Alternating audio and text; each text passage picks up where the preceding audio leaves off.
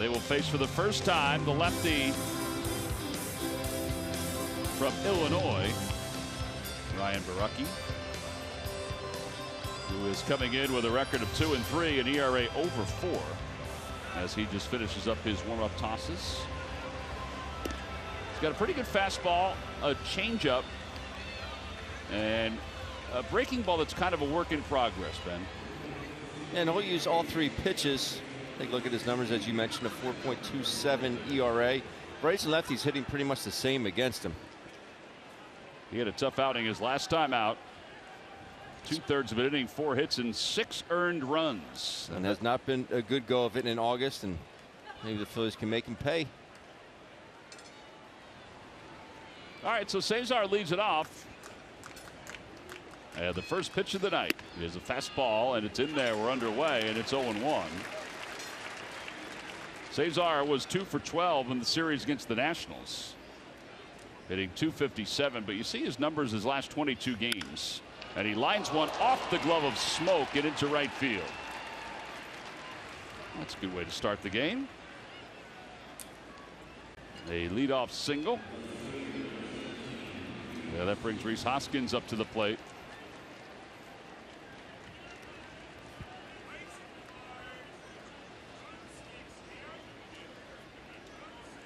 Hoskins was 1 for 13 in the series against the Nationals.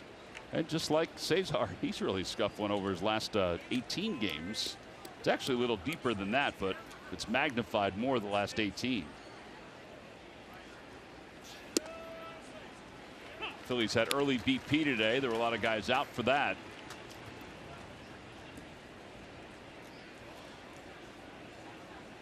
We arrived and Mike Franco said, ball is jumping out of this ballpark, and it was during BP.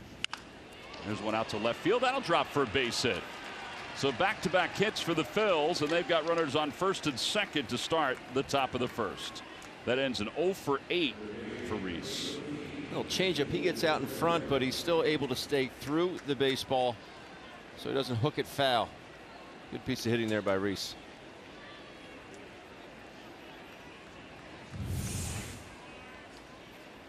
Where Martin once said, just up enough, and Rhys takes advantage. Good load there. He gets his foot down on time. Good swing by the big fella. So he's aboard, not being held on at first. And it's Drupal Cabrera. And he'll take the first pitch for a strike. Cabrera hitting .262 with 20 home runs, 67 runs batted in.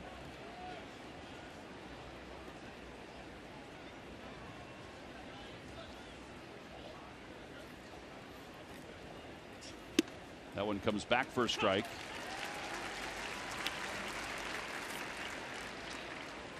See, Martin kind of caught off guard there. It was a changeup away, and the ball just cut at the very last second. Yeah, it almost looked like a slider the way it came back.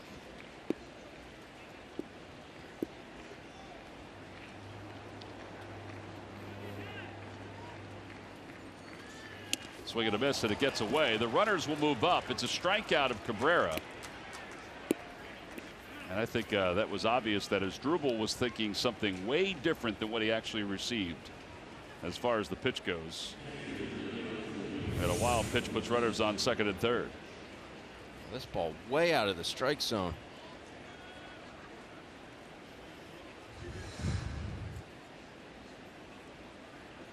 Well, a meeting between Martin and Baraka. You think he was crossed up on that, Ben? Yes.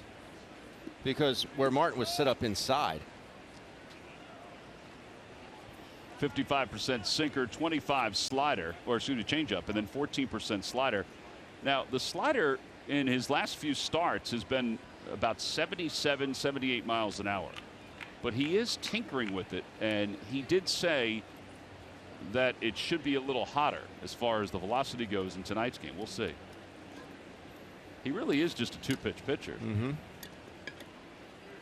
Wilson Ramos the batter, and Ramos hits one out toward right field. It's pretty deep. Grichuk going back toward the fence, makes the catch. Tagging from third is Cesar. He'll score. It's a long sacrifice fly, and the Phillies take a 1-0 lead. I like that approach by the Buffalo. Being aggressive, runners in scoring position. It's a good swing. Just want to be a little greedy here and see if that ball get off the fence, get a couple runs. All right, so the Phillies strike first. I try and go inside, and it's just a really good piece of hitting there. Guess it shows that the wrist is okay, too. Yeah. Santana takes the first pitch outside. Now the Phillies had been hoping for Ramos to make a speedy recovery from the wrist injury, and he is back in there playing behind the plate, so everything seems to be okay.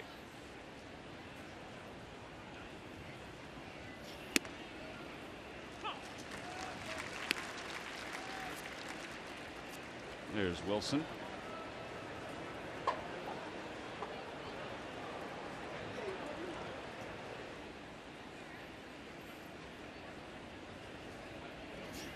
In the dirt, and Martin blocks it to make it 2-1. Something he's been so good at throughout his career. His time behind the plate is winding down here in Toronto, because they love Danny Jansen, who's on the bench tonight, and they're trying to move Russell Martin around a little bit. They've put him at third over the last several games. There's Jansen. He's not the best defensive catcher, but they like his upside. He's one of their top prospects. Outside ball 4, so Santana walks for the 91st time.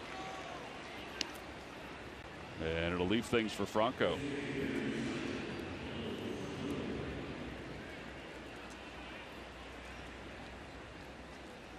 And Mike Kell, I said, beautiful day, huh, Mikey? And he goes, beautiful day. Great day to hit. Yeah.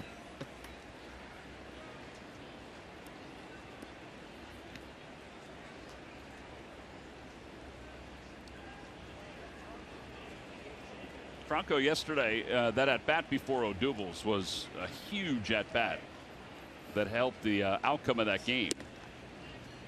The fact that he started no balls and 2 strikes, and then against Scherzer was able to battle back and work a walk, I think it kind of tells you how good he has been recently. 1-0 is chopped toward third, snared by Diaz. His throw to first in time. That's a nice play. Aledmys Diaz, who's normally a shortstop playing third, had plenty of time to throw out Franco after he made the grab. We'll head to the bottom of the first here at Toronto.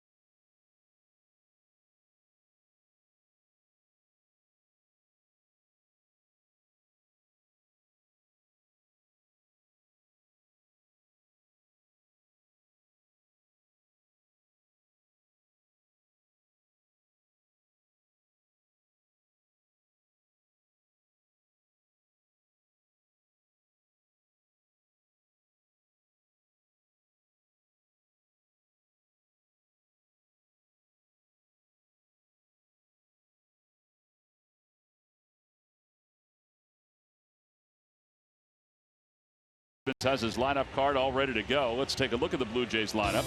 It's brought to you by Xfinity, the fastest internet in Philadelphia.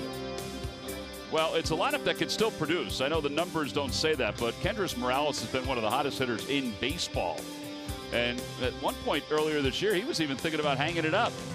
But he's turned the season around, batting cleanup. He's 9 for 16 with 5 home runs in his last 4 games. They'll face Jake Arrieta. Arrieta just finished up his warm-up tosses, 9-8 on the year. An ERA of 3.25. Opposition been hitting .245 against him. And he's been really good, with the exception of June. Jake the Snake has been really dominant. Sit about 93. Slider curve and the change. Overall numbers here at the Rogers Center not great. Looks to improve upon those tonight. But 4-2 overall against the Jays. The first pitch to Gurriel is outside. Lourdes Gurriel is just off the disabled list. He spent time on the DL with a concussion and a bad left ankle. Over to third base, charging is Cabrera. Bare hands and throws in time. It's a heads-up baseball play here, T-Mac. Knowing you can use that turf to your advantage, you don't have to let it go in your glove. Just go ahead and barehand it. Knowing Gurriel Jr.'s speed, gets rid of it quickly. Nice play. Really attacked the baseball nicely. He did attack it, didn't he?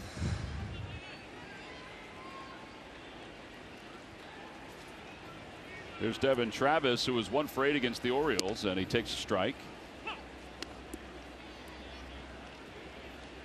Travis at 234.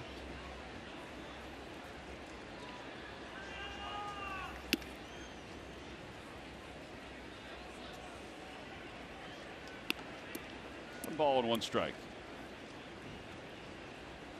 See what Arrieta throws as far as his game production goes. 56% sinker, 21% slider, which I thought was a really good pitch his last time out. Mm-hmm.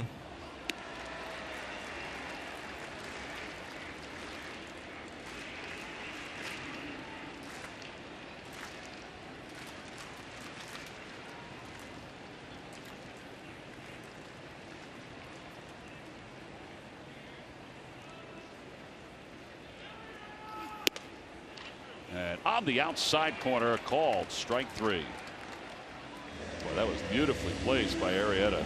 95, ran it back over the outside part of the plate.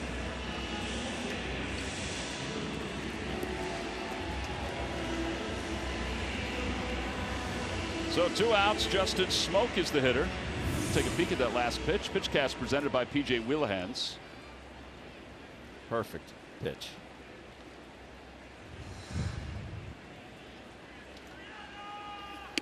And a first pitch to Smoke is in there. Smoke 1 for 10 against the Orioles.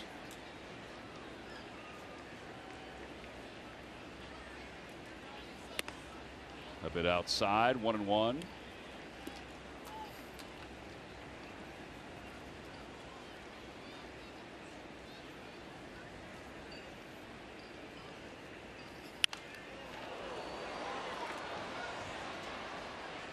Can we get a foul ball on here? 2 have been hitting here. 2. I guess with this overhang it makes it tougher, but Yeah. I'm ready for one, partner. You are? I am. Just know your territory there, okay? This is my dance space. That's your You got dance that space. right over there. I got over here.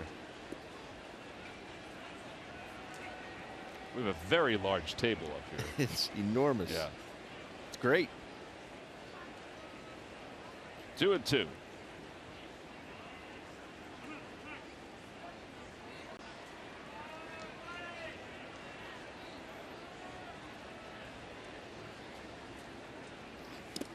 Check swing, 3-2.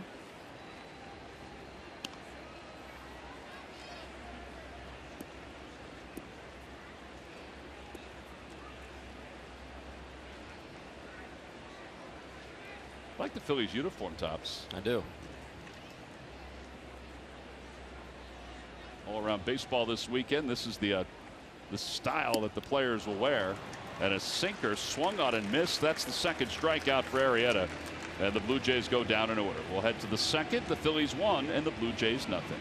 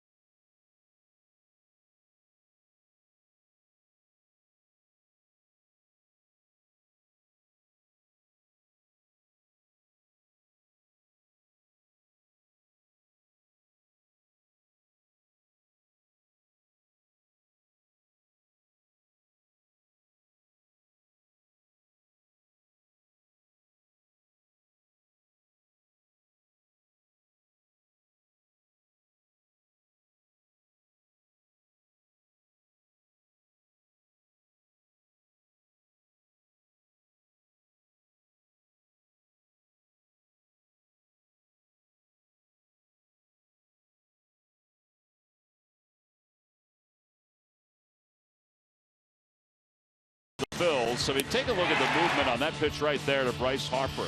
He said the previous pitch led him to believe that he could throw that pitch again and throw a little bit more on it.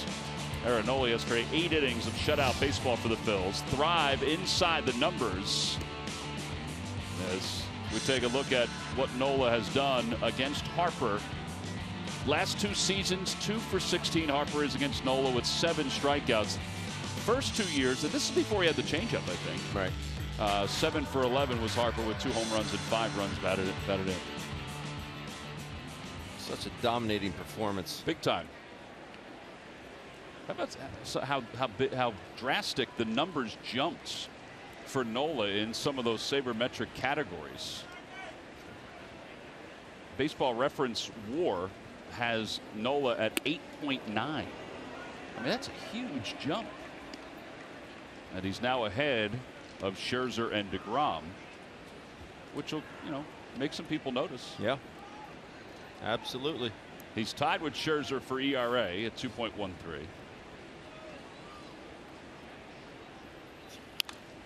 Odubel pops it foul.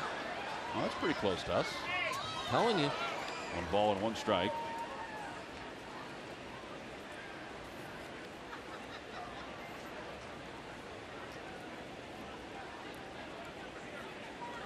Murph's got some commentary, I think, about the foul ball. I just saw him talking in the microphone. 1-2 to Herrera.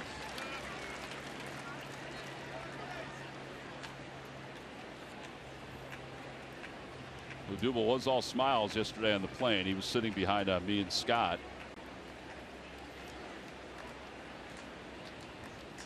Swing and a miss.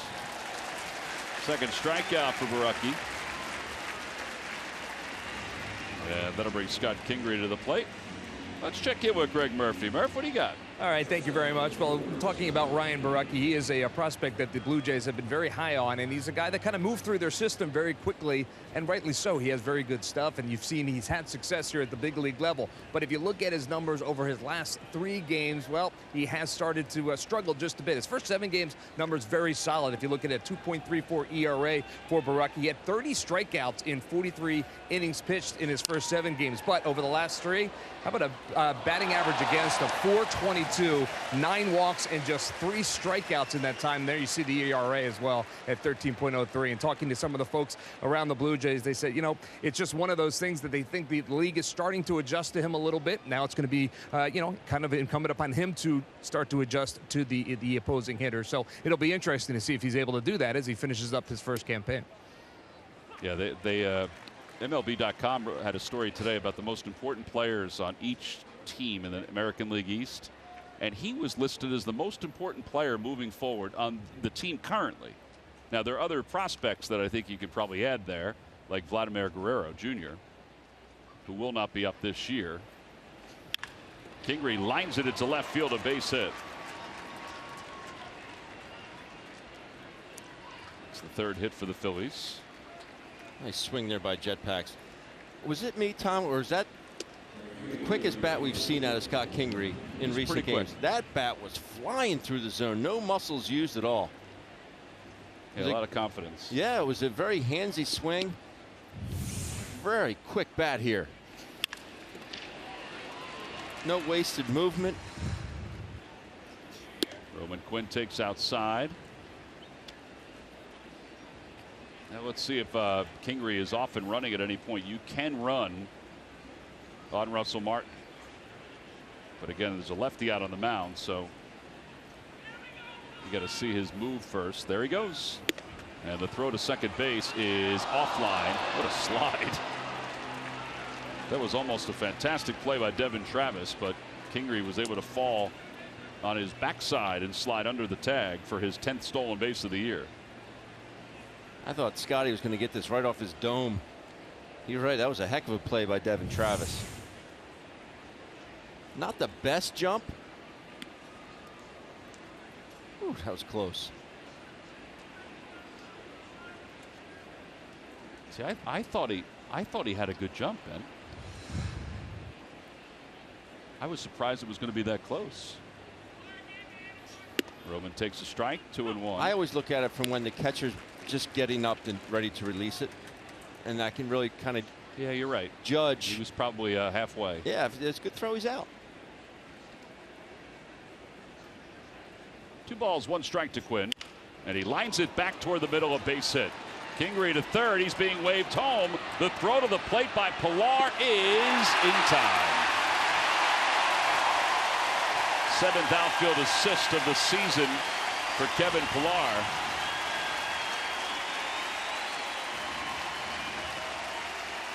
Well, he is a dynamic center fielder, and say what you want, I have no issue with this at all. I mean, Scotty Kingery did kind of pause there for a second, but it needed a perfect throw to get Scotty. That's what they got. And if you have a team that's struggling offensively, go ahead and put some pressure on the defense. You know, because you just can't sit around and wait for more offense when the offense is struggling. They're going to review this, Ben. I wonder if they're reviewing whether he gave him a clear path to slide or not. I think the throw took him into the line.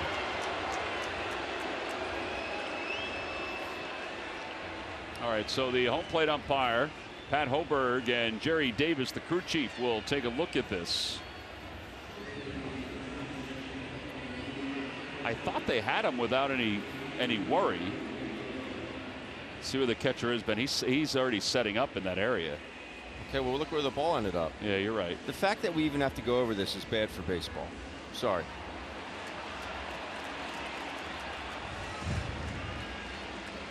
Would it be great if the Phillies got a run out of it? Absolutely, it would be great. But it's just not right.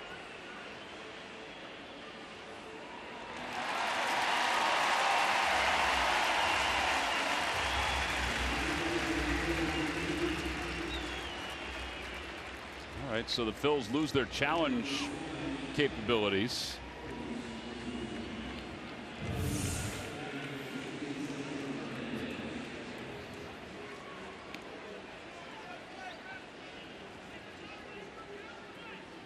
I think the throw did take him in. I mean, because he did cut the path off. It was only 34 seconds that they had to look at it. All right, Roman Quinn may be off and running pretty quickly here, too. Again, the 7th outfield assist for Pilar.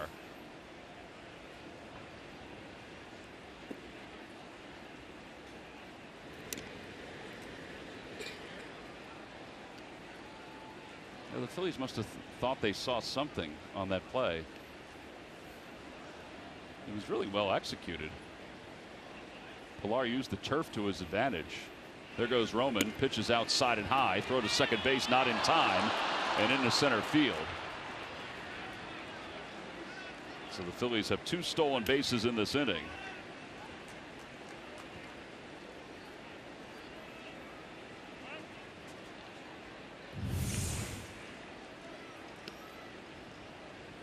Wait till he gets that leg at the very top of his leg kick.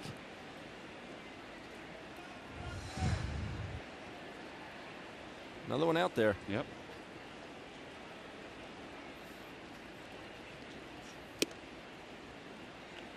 Do you agree with that, though, Tommy? You What's have a that? team that's struggling offensively. You've got to put some pressure on the defense. Yeah, I have no problem with being overly aggressive. And honestly, that's only the 2nd runner that I have on my book thrown out at the plate where Dusty waved him this year. Right. 2. I mean, we're at the end of August. Right.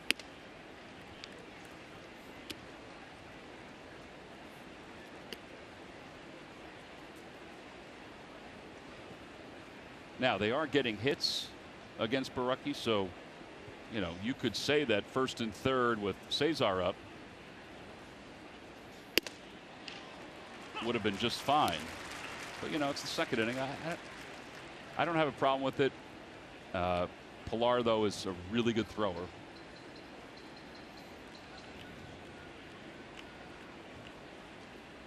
Three and one to Cesar. And ball, strike 2.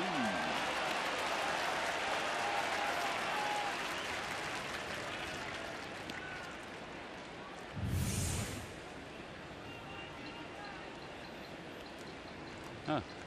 That's close. Yeah. It's off the line.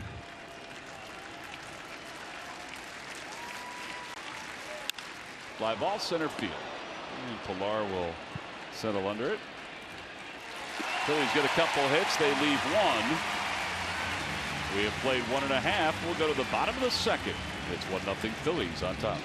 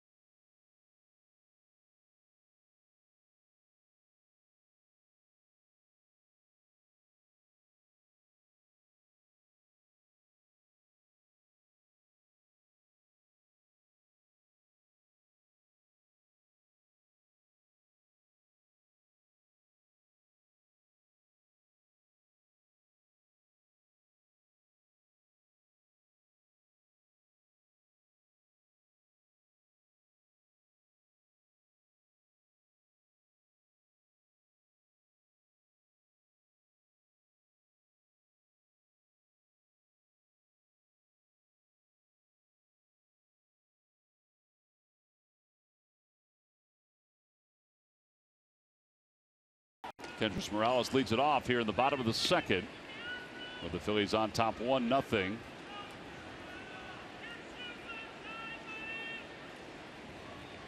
Arrieta threw just 12 pitches in the first inning, and it's 1 ball and 1 strike.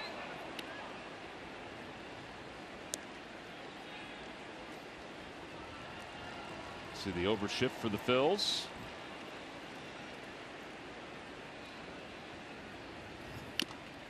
One and 2. Some folks wonder if Morales will be traded before the end of this month. The only problem is, and he could probably help somebody. Oh, absolutely. Even as just a bat off the bench. But the problem is he's scheduled to make $12 million next year.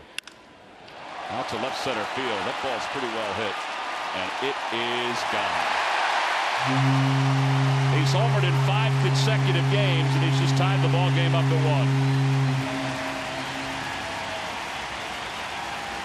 Like you just said, he can help a ball club. Well, he's helping this Blue Jays team recently. And it's from both sides of the plate. Some good opposite field power there. Definitely a pitch that Jake would like to have back. A 1-2 count here, and up and away, down and in. Every lefty's dream.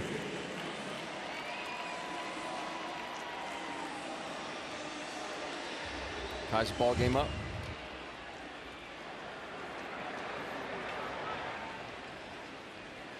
Randall Grichuk is the hitter, and he takes outside. It's 1-0.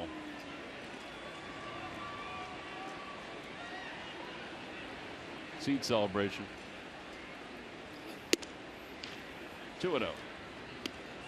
Grichuk 1 for 8.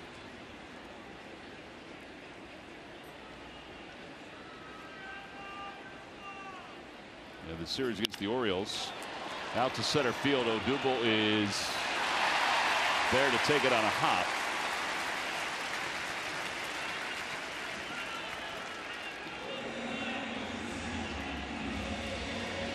During batting practice today, the Phillies outfielders were busy taking fly balls and line drives.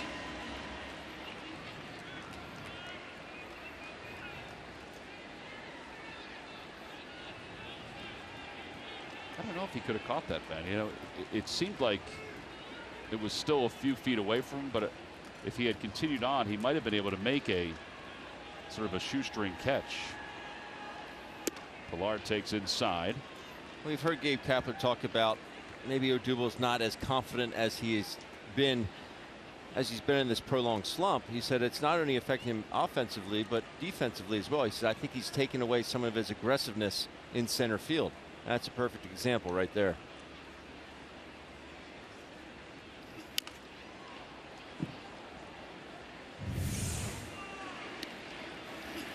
Let's take a look at it one more time. Yeah, he couldn't have caught that. And you know, you have to be careful with this turf because the ball does jump pretty good. Very spongy. By the way, the Phillies did challenge whether Russell Martin gave Scott Kingery a clear path to the plate. Nice play by Ramos, and they're able to pick off Randall Grichuk. Well done. Good play by Santana. Good play all the way around. Buffalo showing some soft hands back there. Right to his feet and fires a dime onto Carlos down at first base. Carlos did a good job blocking the bag with his foot. Yep.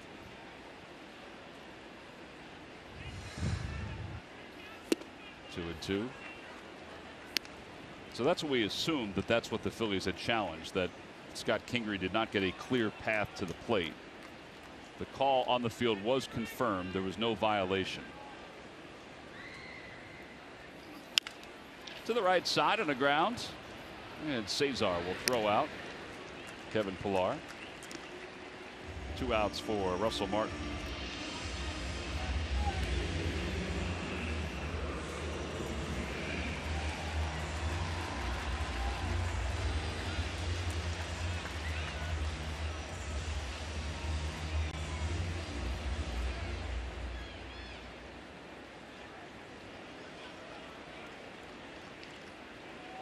Martin's 0 for his last 8.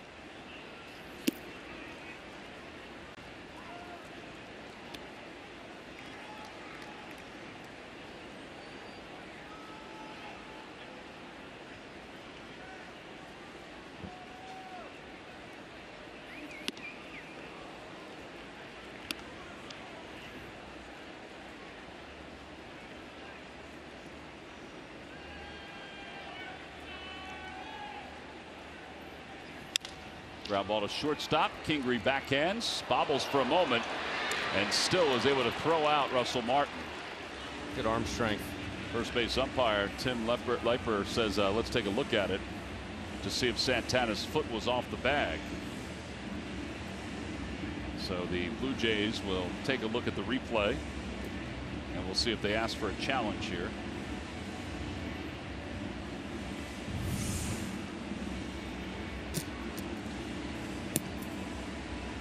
It's off. I don't know if it's on. Oh, they've decided not to review it. A run does score on Morales' opposite field home run. We'll go to the third. It's a 1-1 game.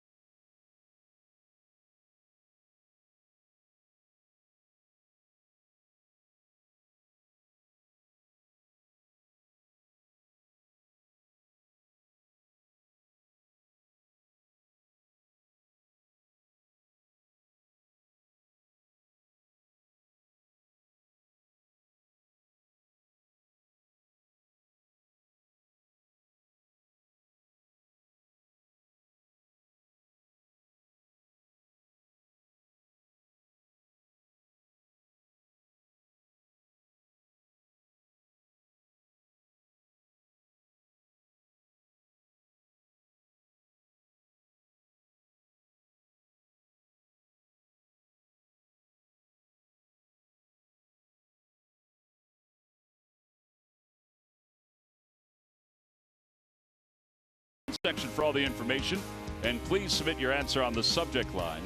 All right, Ben, the question is, who holds the Blue Jays record for most home runs in one season as a catcher? Good question.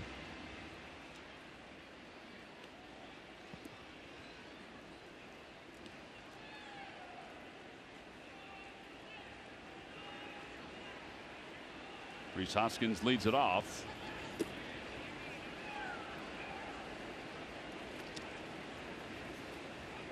Hoskins singled his first time up.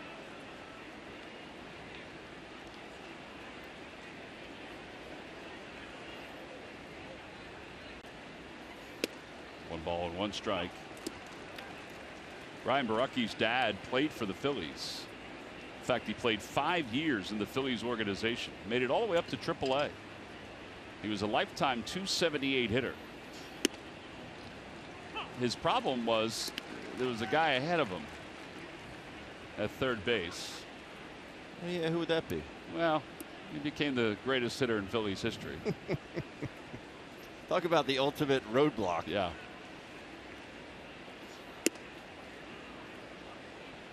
So Ray Baraka, who was a free agent signing, went home and started coaching baseball and coached high school baseball, and the same high school that Ryan played for. It was kind of like Andrew Knapp and his dad when he made it to the big leagues. You know, it was sort of the two of them had made it to the big leagues. You know, Ryan had fulfilled the dream that his dad was unable to reach because, you know, he moved on with his life. 2-2 pitch. Fly ball short right. And Grichuk says he has it. A lot of communication going on out there. Teammates that Ray Baraka had. Ryan Sandberg, Mark Davis, and George Bell. Wow. Yeah. They were part of the Phillies system when Ray Baraka was coming through. Here's Asdrubal Cabrera, who struck out his first time up. That's the first pitch back toward the middle. And two away here in the third. No problem first pitch swinging, but it have to be a pitch in your happy zone. That pitch here is not a whole lot you can do with it. I'm looking for a first pitch I can drive. Double, home run.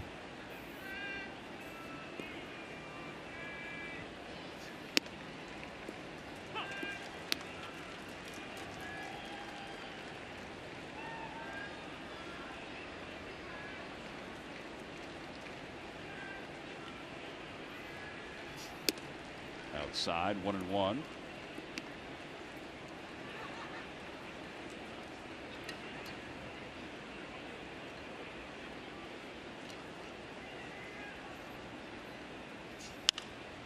One and two.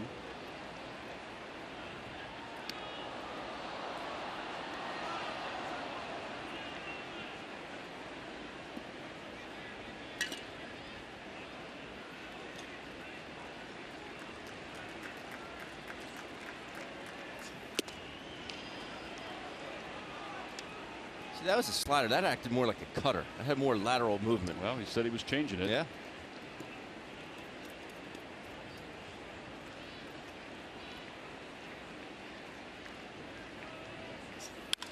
That one's out toward left field. McKinney will track it down. Phillies go down in order in their half of the third. We played 2.5 here in Toronto. We'll move on to the bottom of the third.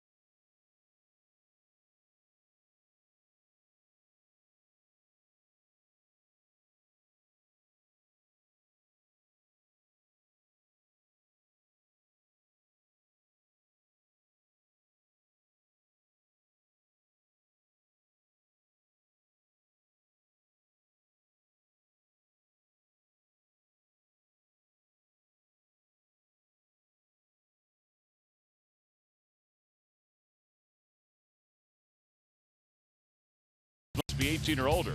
Please play responsibly. And by Nissan, shop ChooseNissan.com.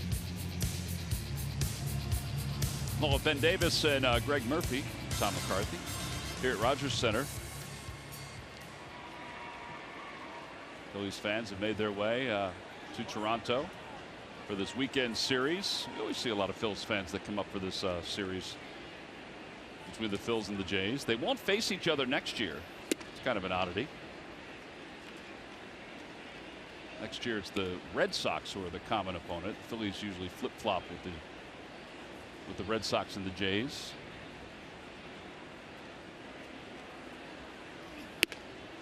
Here's Aledmys Diaz. And it's 2 balls and no strikes. Papito.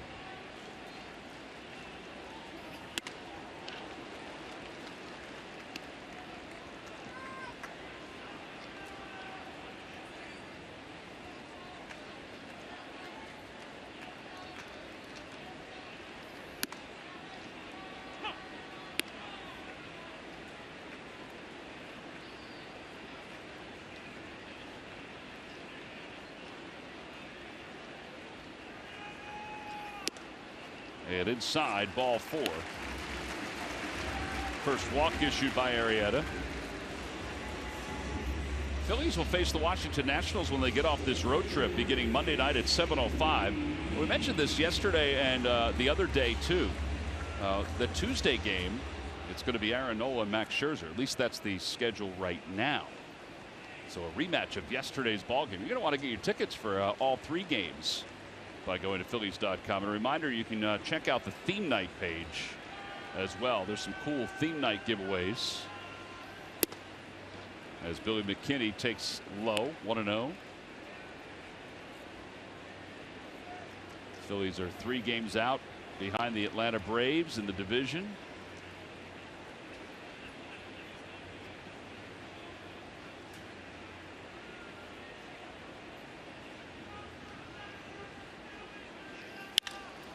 Out to center field.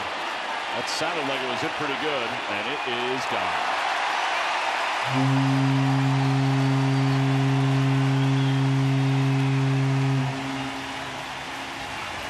Second home run for McKinney.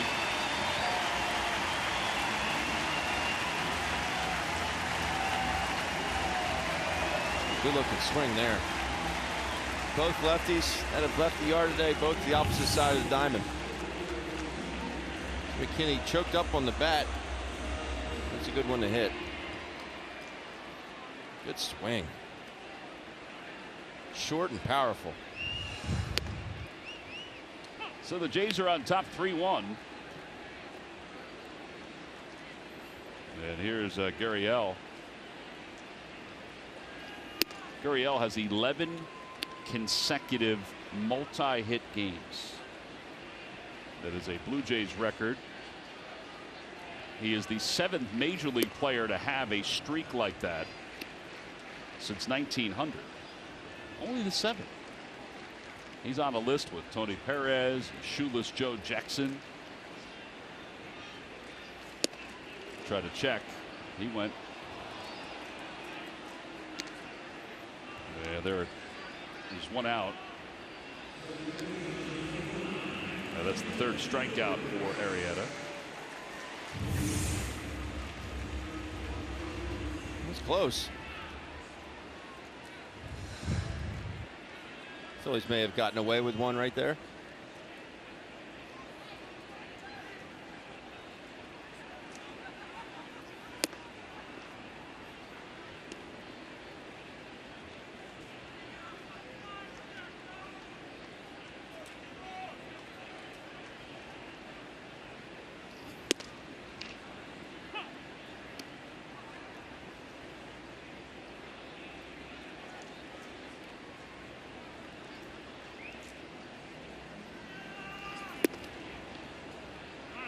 No swing on that one, Brian Knight says.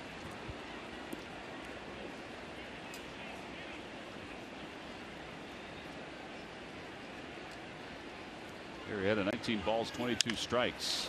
A high bouncer toward the hole. Kingery has it. Nice, comfortable throw. 2 outs.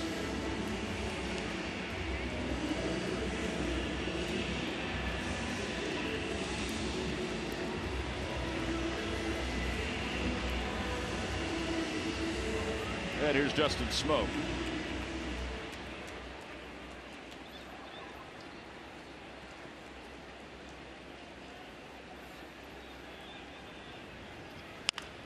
Rolls over on 1 to first. It'll be 3 unassisted, but the Blue Jays break the 1-1 tie with a 2-run home run by Billy McKinney. We'll head to the 4th. It's 3-1 Jays.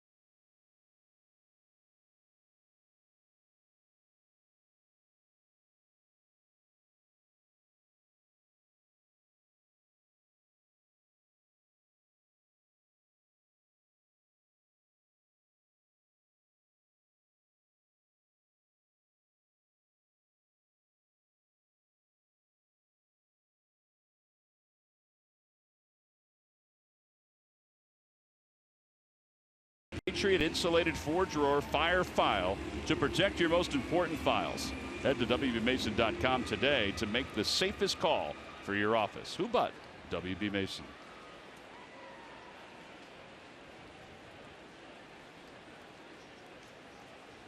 We go to the 4th inning. The Phillies have some work to do, down 3-1.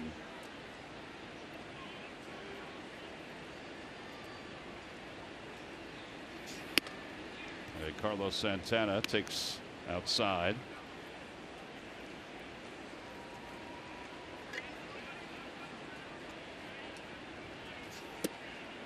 Two balls, no strikes.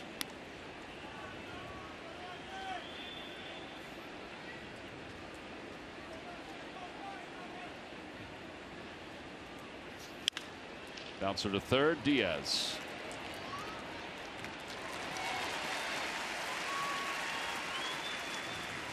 One away. Maikel Franco's coming up. What do you got, Murph? Well, Tom, Players Weekend is upon us, and I know that's very exciting for a lot of the guys in the dugout all around Major League Baseball. If you watch the Little League Classic on Sunday night, you got a sneak peek at the Phillies and the Mets uniforms, but just the socks and the jerseys. Now it's the whole gamut. They can wear, you know, the shields and the different padding that has the neon colors. They can also use special bats on this weekend, and each of them also have patches on their sleeves thanking somebody that helped them along the way to get to the big leagues. That's what each of the players and the coaches are doing. And, you know, some of the guys I mentioned are very excited about it. In fact, Tommy Hunter, whose nickname in this game is Bigger Fella, tweeted this out. He said he's excited to see the shoes and the bats and all the flair among Players Weekend. And the guy that they're just calling Big Fella, that's just Rhys Hoskins. He is also talking about how excited he is. And he said the uniforms the Phils are wearing are on fire. So the guys are excited about it. Gives them a chance to show a little bit of their personality. Some of the bats that the players are using are very cool. A lot of them representing their country of origin. We've got the Dominican Republic and Venezuela and, of course, the USA, all represented in some of the lumber being used in this game as well. And, guys, I just did see Tommy Hunter as I was coming up to the concourse here. He was heading out to the dugout, and he gave me a hard time about our uniforms today. The light blue Jay colored shirts that we're wearing. He said, hey, man, great choice, guys, great choice. And, you know, now that I look around here on the concourse, I think he might be right. Yeah, well, we have a lot of blue, Murph. We're going to have to wear at least one this weekend. Yep, well. We've got it on. We're wearing the light blue in honor of the light blue sleeves that the Phillies have. That's right. Well done. Thank you. Yes. I kind of blend in up here. Yes, you do.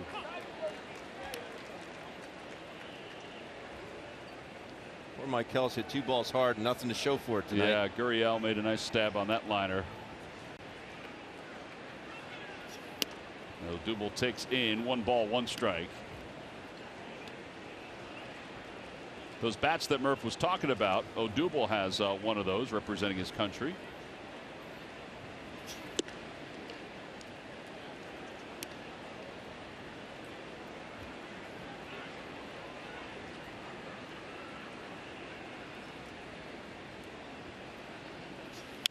Out toward left center field. On the run is McKinney, and he'll settle under it. Well, back-to-back 1-2-3 innings for Baraka. As the Phillies go down in order here in the 4th, we move to the bottom of the 4th. Phillies down 2.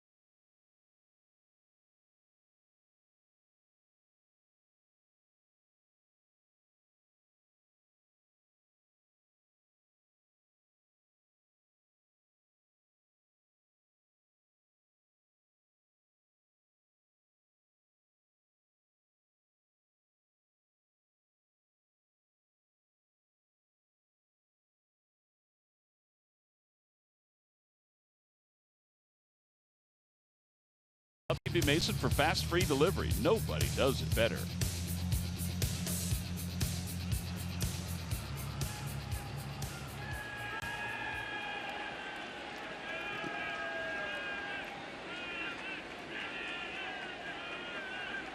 Here's Morales to lead it off.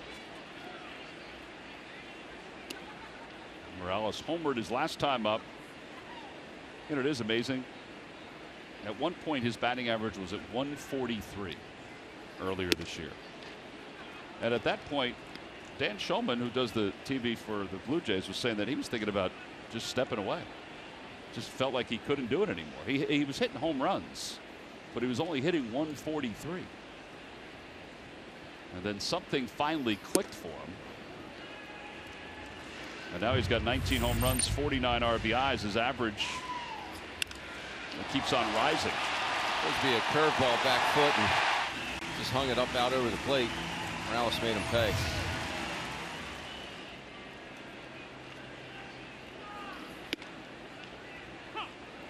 It's hard to walk away from $12 million for next season, though. Very hard. Very hard. The Blue Jays are happy he stayed because he has become, in his time here, a leader in that clubhouse. You know, they've got Lourdes Gurriel, who defected also from Cuba. Diaz, who defected from Cuba. So take a look at our Nissan upgrade to the technology of tomorrow today. The longest home run streaks this season. Morales has homered in 5 straight. Matt Carpenter homered in 6 straight.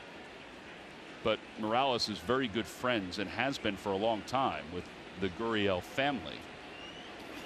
So Gurriel, who's really played well for Toronto, the Blue Jays are happy that Morales has stayed because he's been like a big brother to him, even though his big brother plays in Houston.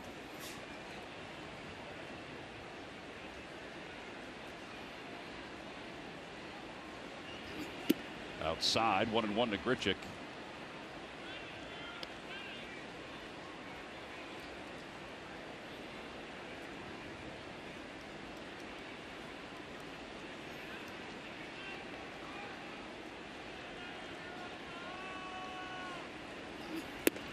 Check swing by Grichuk.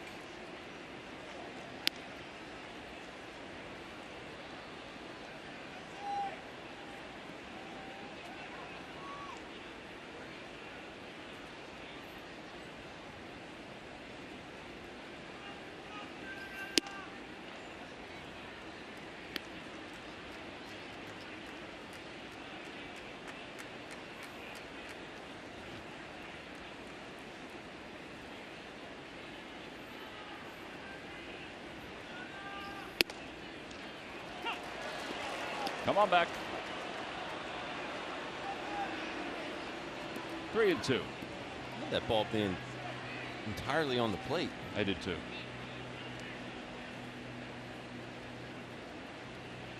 Pat Hoberg, the home plate umpire.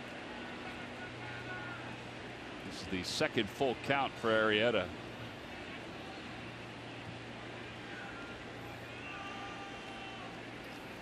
And there's ball 4. Second walk issued by Arrieta. Kevin Pillar coming up now. This is him defensively. StatCast AI powered by AWS. See, look where he is.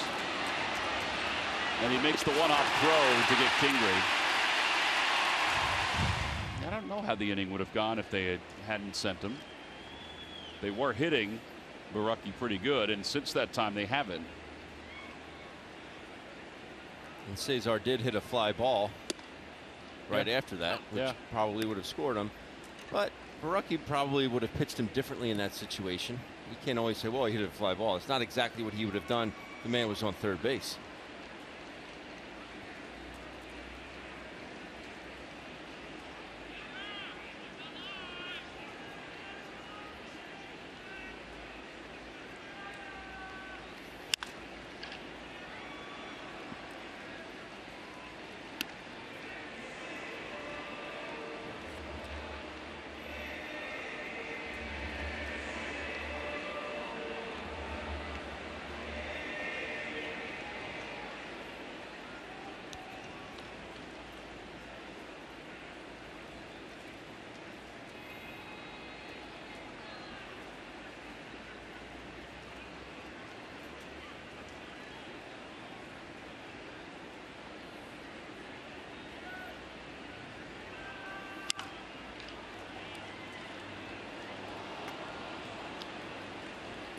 Don't miss the final Authentic Fan Night at the Phillies on September 18th. When you buy the special Authentic Fan ticket package, you'll get an exclusive free hat and a chance to be upgraded to the best seats in the house. It's never too early to get your tickets at Phillies.com/authenticfan. Murph might have some surprises for you waiting.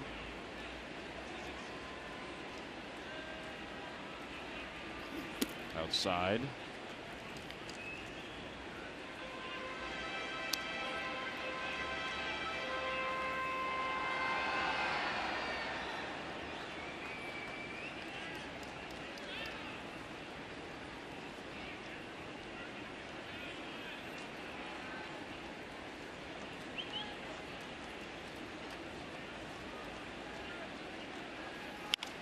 Liner out to left field. Hoskins comes in. He dives and he made the catch. He froze initially, but still tracked it nice to reel it in for out number 2. And the big fella showed some closing speed right there. Excellent play. Bar gets jammed, and you just hope on those plays you don't jam a wrist. Very good play by the Phillies left fielder.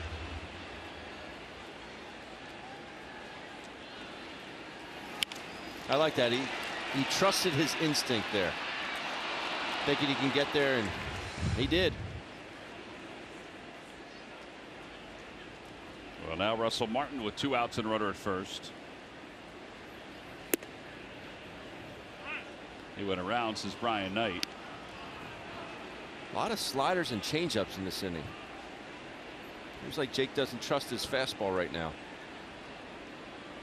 He went with a 3-2 changeup to Grichuk. Think he doesn't trust it because it's running too much? He's having trouble keeping it on the plate. Good one there.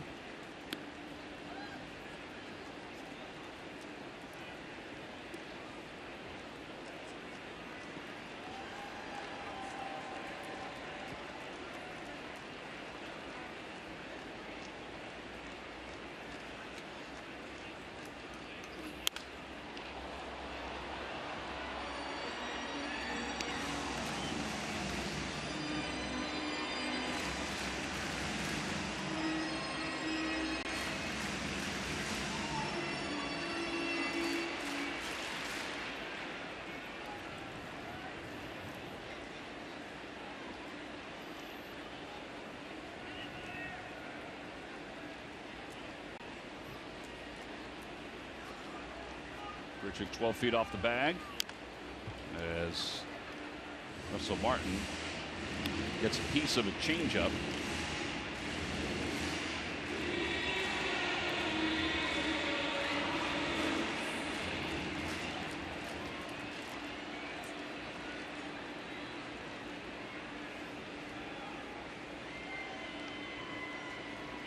That's a balk.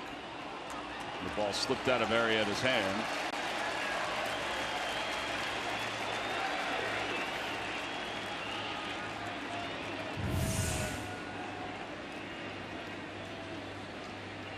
Hit his leg. Yeah. Amazing. You can repeat that delivery out of your stretch that many times and finally have it happen.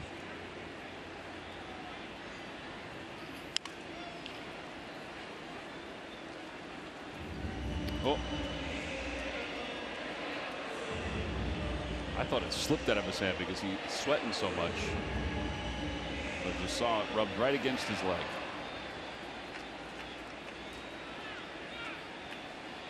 Up to 21 pitches this inning. Yeah. And the 1-2 pitch coming. Outside 2-2.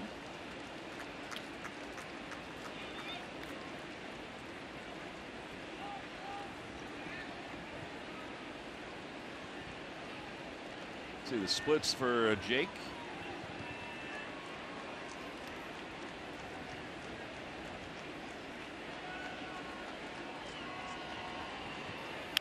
Over to third, diving stop by Cabrera to his feet, throws him out. Phillies flipping a little leather in this inning. First Rhys Hoskins, and then Asdrubal Cabrera. We've completed 4. We'll head to the 5th. Kingery leads it off.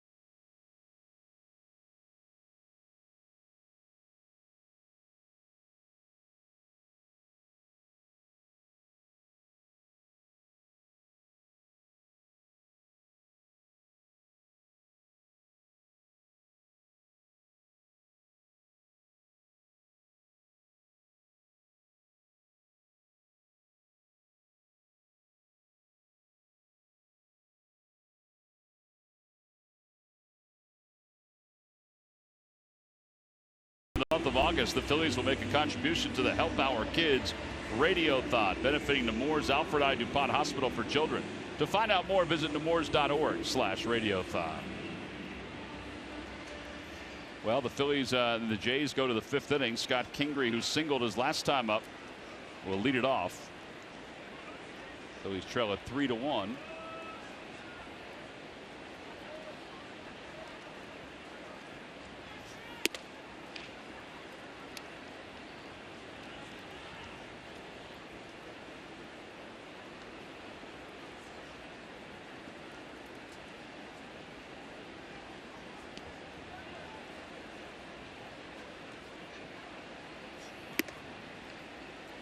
One ball and one strike.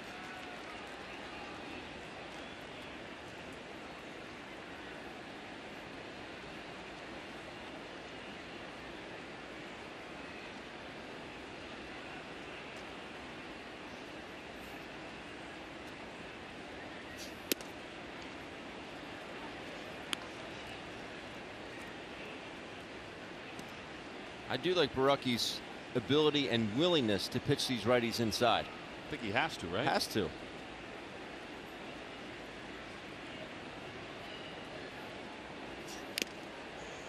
Good one to hit there.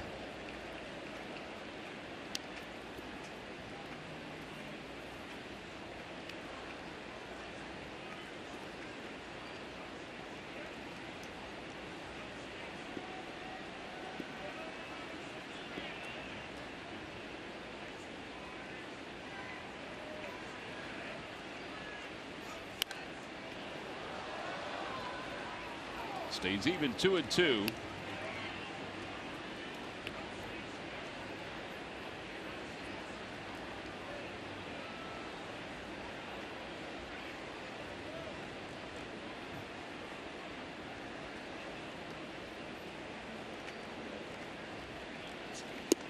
And a strike 3 called on the outside part of the plate.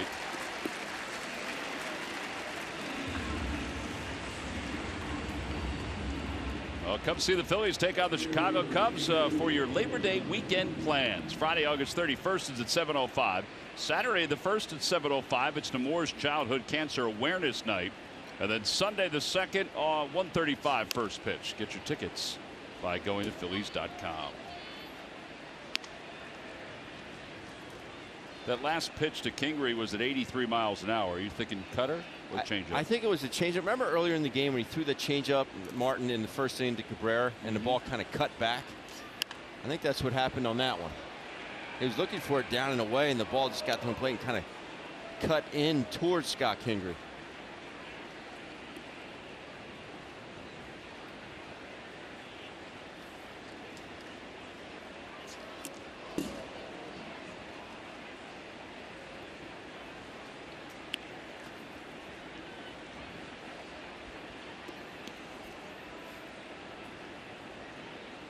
Phillies have not had a base runner since Roman Quinn's single in the 2nd.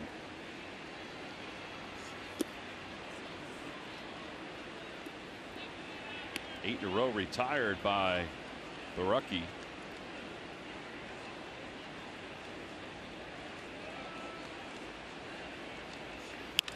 And a line drive base hit into center field for Roman Quinn. It's his 2nd hit of the night. And both hits were mirror images of each other. It's amazing though when you keep those hands back. Your body can get out in front all you want, but keep those hands back, you can still do some damage. You know, Roman's out in front, but still stays back enough with those hands and hits through the baseball. Let's see how long it takes for him to get off and running again.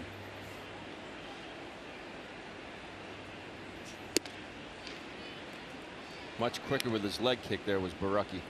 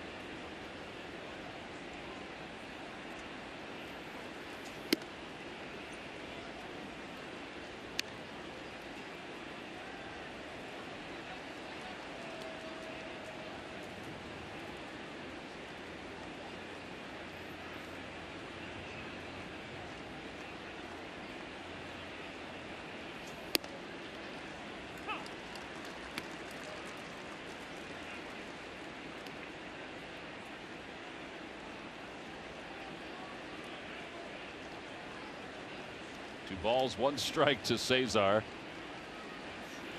It's low, 3-1.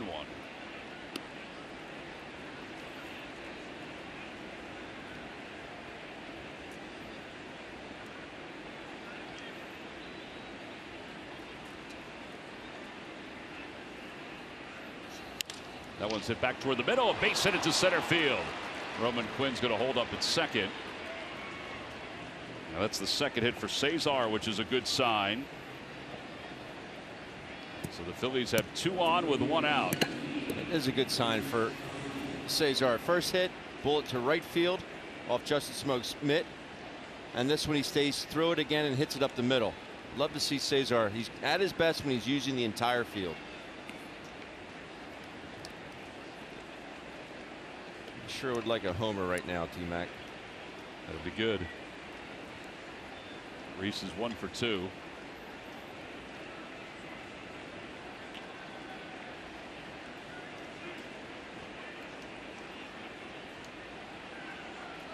Phillies are 1 for 4 with runners in scoring position. Down the right field line and out of play. Murph mentioned the jerseys the teams are wearing and the patch on the side, a patch that the players are using to say thank you to somebody who had a huge influence on them.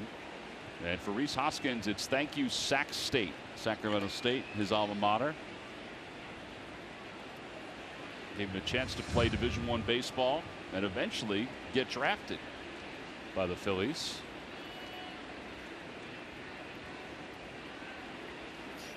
Inside. It's a great story that Jerry Krasnick from ESPN wrote about with Rhys when Rhys first came up, how he paid for the championship rings for his Sacramento State teammates with his signing bonus. And it wasn't until I think 2 years later that the coach told the story. The players had no idea. They thought the school had paid for it, but it was Rhys that had paid for their conference championship rings.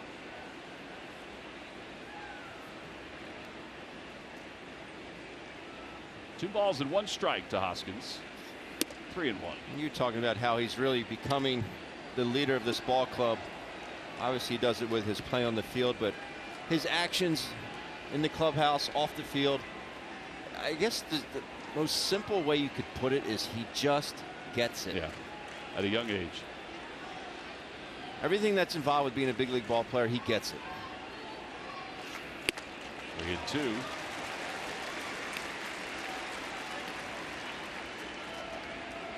Second full count for Baraka.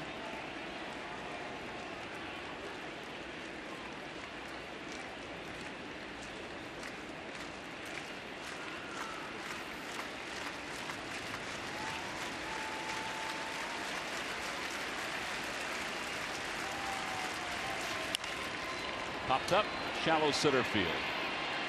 Pilar is there. 2 outs, and Asdrubal Cabrera is due up for the Phils.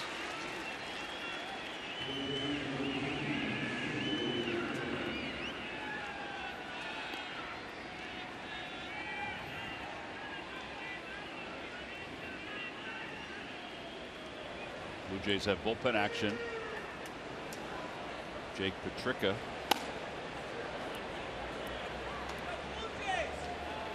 That's interesting. He's at only at 76 pitches.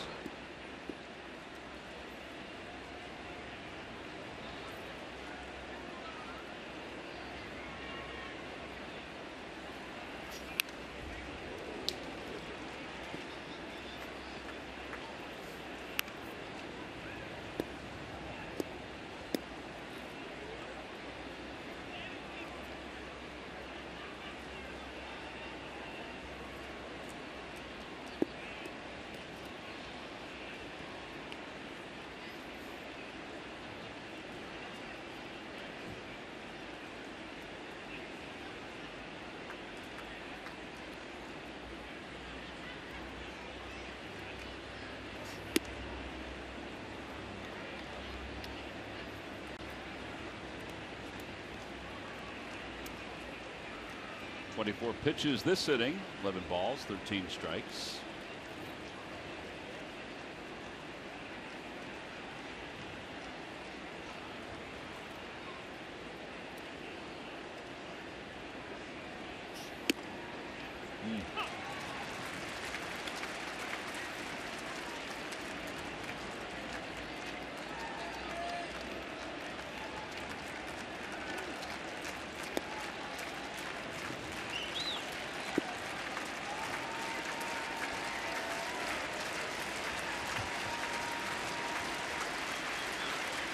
1-2. Swing and a miss. 4 strikeouts for the young left-hander, and the Phillies leave a couple here in the top of the 5th inning. On to the bottom of the 5th. The Phillies trail at 3-1.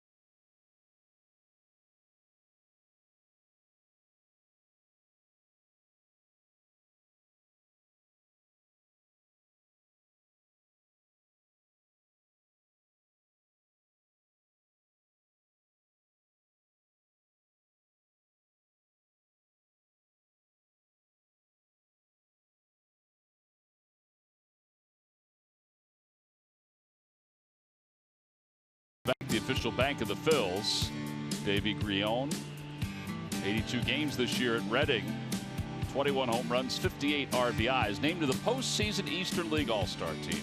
Congratulations to Davey. Phillies are going to get some postseason action this year, it looks like, with a handful of teams. They trail at 3-1 as we go to the bottom of the 5th inning. And Diaz lines one to the alley in right center field. That'll be a ground rule double. 17 doubles for Ledmus Diaz this year.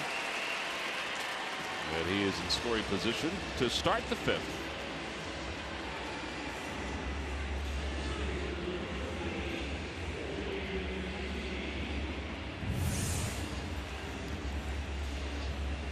Papito, that's a good level swing there.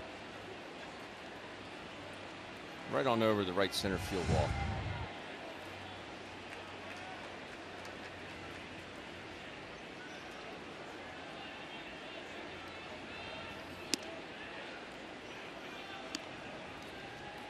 McKinney homered his last time up.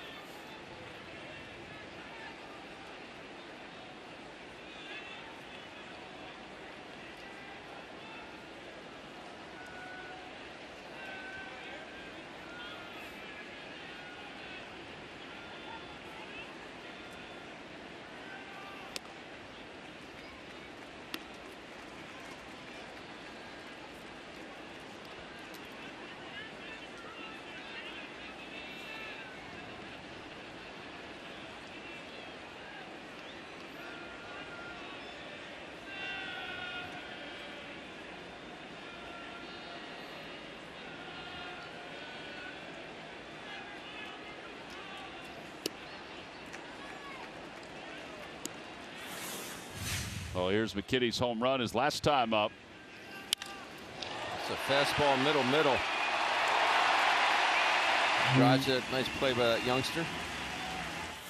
The Blue Jays up 3-1. It's your home run replay brought to you by Giant.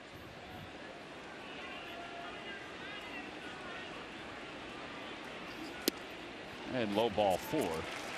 3 walks issued by Arrieta. And they're 2 on with nobody out for Gurriel.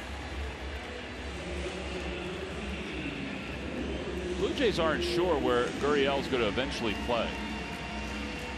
They have him at shortstop tonight. There's even some thought that he would play first base, but they could leave him at shortstop because they've got Vladimir Guerrero Jr., who's a third baseman, so they're not going to move him to third. And they've got the heirs Bichette and Biggio, also in the minor leagues.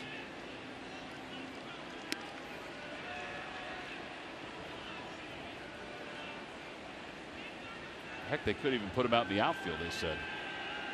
He can run. They think he's that athletic.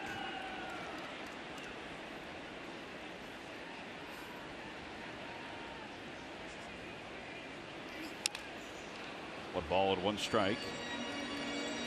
He's 0 for 2 tonight. He's grounded out. He's also struck out.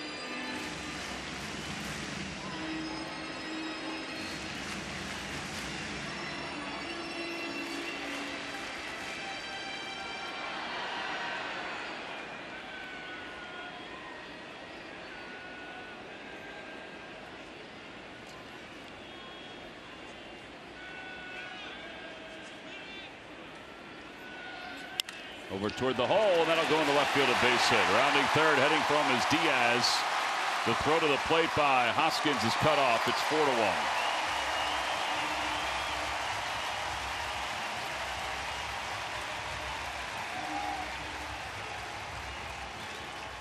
4-1. That RBI, the 23rd for Gurriel. He goes out and hooks this pitch. Very surprised they sent Diaz, but he makes it home easily. Why are you surprised? Well, I just think the ball wasn't hit terribly hard, but there's nobody out. You know, last thing you want to do is run into an out at home plate there, but it's the right call, obviously. Well, Arrieta has rolled 21 ground ball double plays this year. This would be a nice spot for number 22.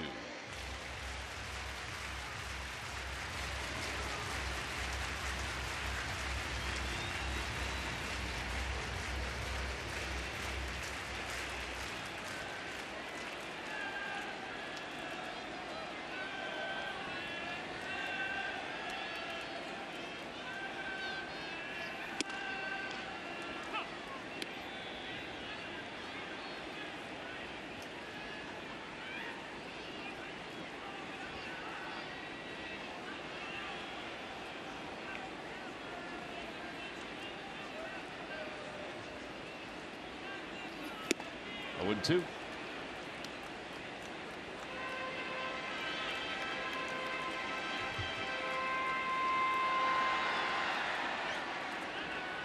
The bullpen's starting to scatter around a little bit.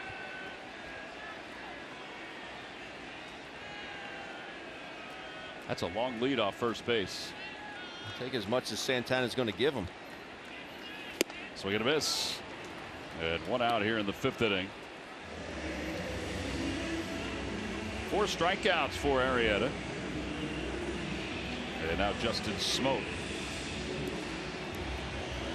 That's the second time that Travis goes down tonight, and this is a good hard slider here. Good late movement.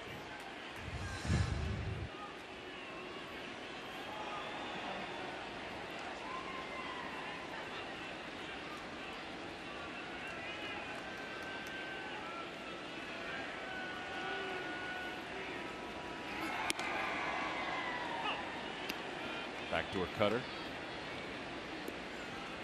I should say slider. And it's 0-1. If there is a ball hit on the right side here, it's going to be awfully tough to turn a double play with the way they have the shift set up. Because after Scott Kingery goes in and checks on McKinney, he retreats even deeper towards the second base, pretty much straight up second base.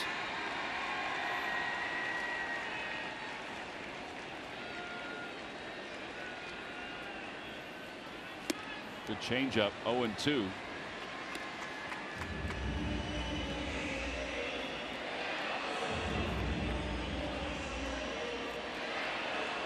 See where Kingery is. He's getting in here, and then he's going back that way. So he's getting even deeper.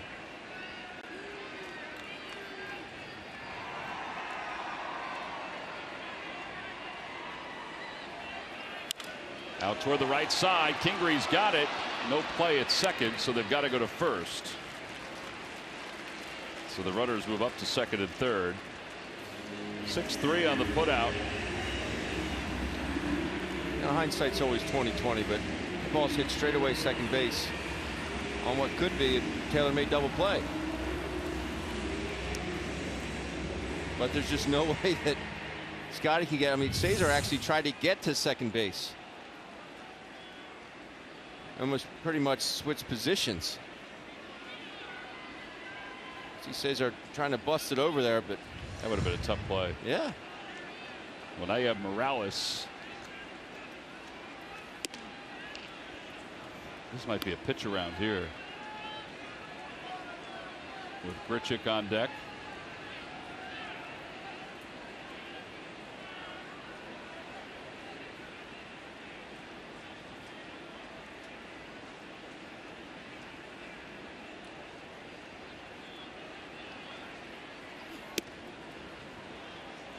Probably the last pitch he'll get to work with.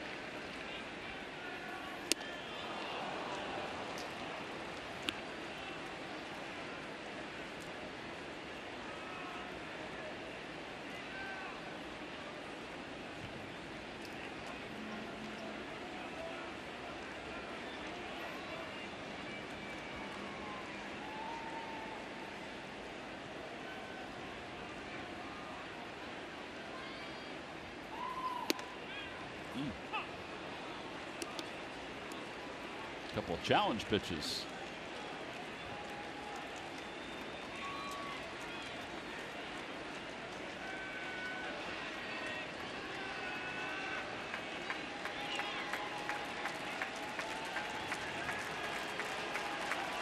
He came this far, might as well punch his ticket. Stays alive and hits a foul. MLB.tv is now available at a lower price for $59.99. Watch every out-of-market regular season game. Plus, get a free subscription to MLB At Bat Premium. Blackout and other restrictions apply. Visit MLB.tv today to take advantage. 3-2 with 2 outs. A run is in here in the 5th.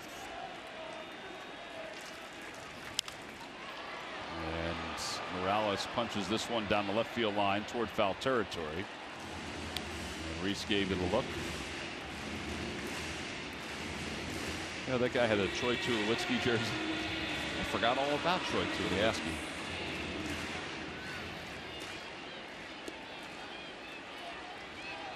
Double heel surgery. Forgot all about it.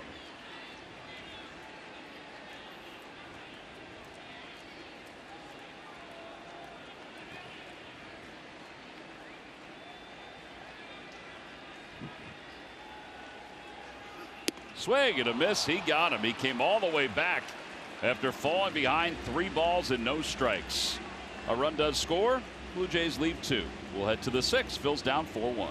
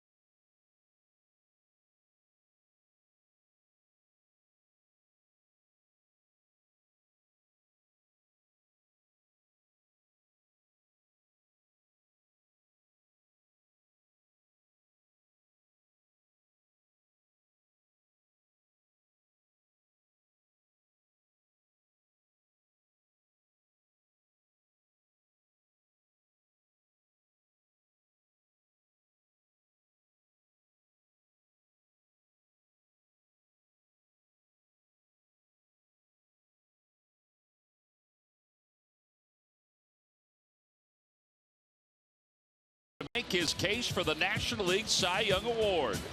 Aaron has conquered lineup after lineup this season on his way to a 15-3 record. He took the mound Thursday and outpitched Max Scherzer for 8 dominant shutout innings, earning a much-needed win for the Phils. Nola lowered his ERA to 2.13, the lowest for a Philly through his first 26 starts of a season since Chris Short's 1.92 ERA in 1964. And it's brought to you by Independence Blue Cross. Live fearless. Yeah, Aaron Nola picked up his 15th win yesterday. 8 innings, 9 strikeouts. Spectator here, his next game will be when the Phillies return home to Washington. Against Washington, when he'll pitch against Scherzer again. You can get tickets for that series by going to Phillies.com. You didn't get a chance to get down to D.C. to see that matchup yesterday in person. Come on out to Philadelphia and see it. Ramos takes on the outside corner to begin the 6th inning. Baraka in his last outing went 2/3 of an inning. He allowed 6 earned runs. Tonight he's allowed 1 run. That has scattered 6 base hits.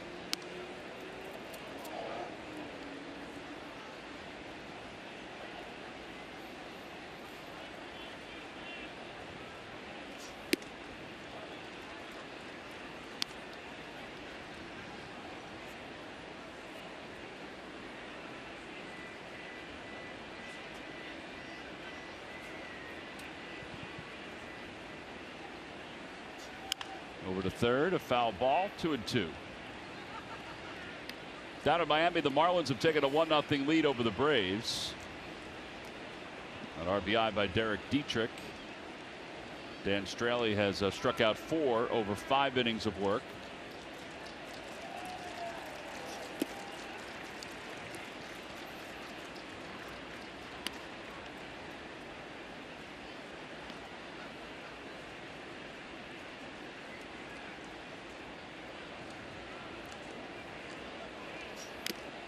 And a foul tip and a strikeout. 5 strikeouts for Baraka. With 1 out, Carlos Santana is coming up. Greg Murphy's got an update on Justin Bour. Murphy. I do indeed. Gabe Kapler giving the update before the game, and he said there's reason for optimism when it comes to the oblique injury that sent Justin Bour to the 10-day DL. He had an MRI today, and based on the results of that, they do think there is reason for optimism. He is on his way to Toronto as we speak and should be here probably before the game is over. You know, obviously when they traded for Justin Bour, you looked at a series like this with the DH and you thought, wow, Santana and Bour in the same lineup.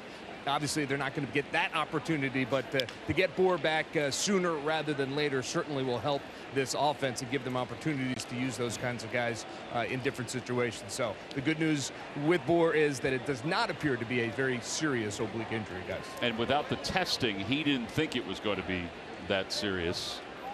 He said last year he was on the DL for 7 weeks. That was serious. But he said this one didn't feel the same.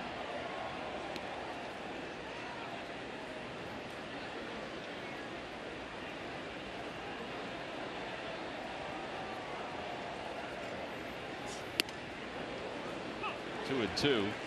That looked like it was right down the middle of the plate.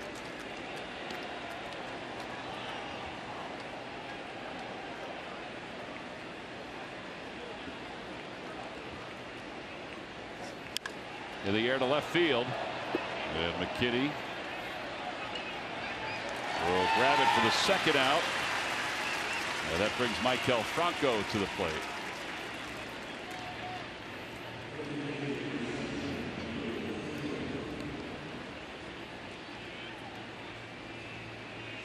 If Maikel can dump one in here,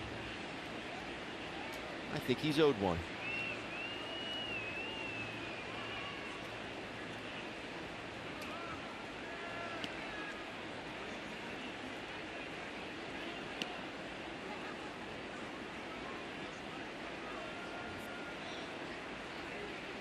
I think Maikel asked for time too late.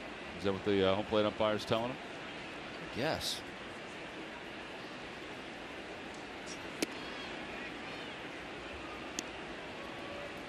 My thought would be don't give it to him. Maybe he said, hey, let me know a little bit sooner. 1-1, change up. He is a quick worker with nobody on.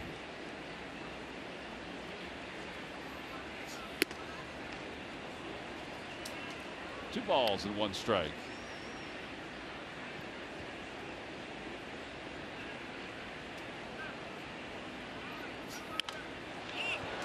The ball's popped up into foul territory. Martin near the Phillies dugout. And the Phillies are retired in order here in the 6th inning. 6 innings, 1 run for the 24-year-old left-hander. We'll move to the bottom of the 6th here in Toronto.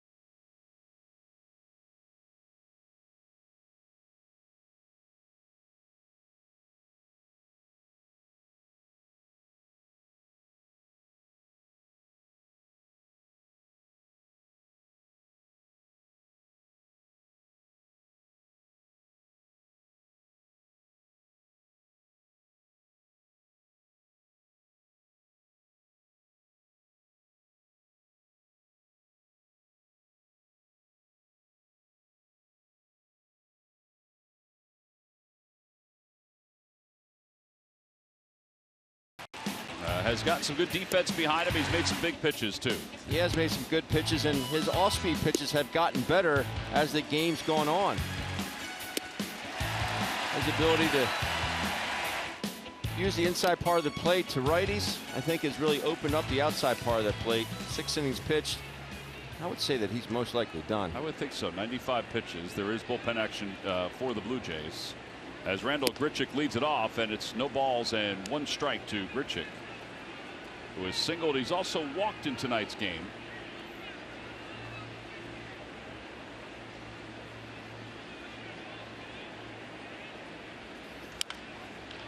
Oh, and 2.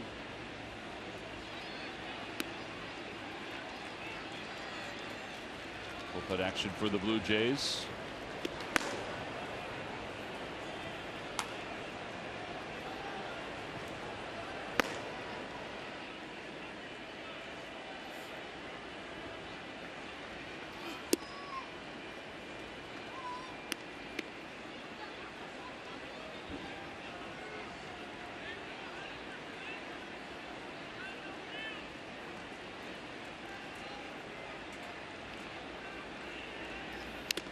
Foul ball. And it remains 1-2. Tepera has now gotten up in the Blue Jays bullpen. Petrichka has sat down.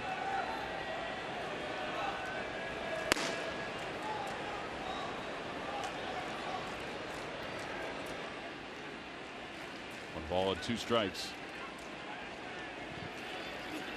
Check swing, 2-2.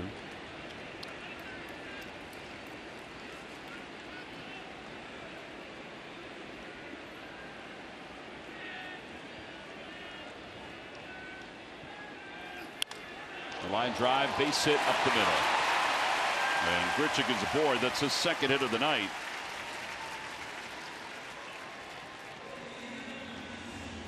Phillies baseball is brought to you by your local Ford store.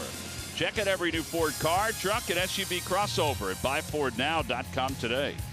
And by Geico. 15 minutes could save you 15% or more on car insurance. Well, with Ben Davis and Greg Murphy, I'm Tom McCarthy. Phillies trail at 4-1. Game 1 of this 3-game series.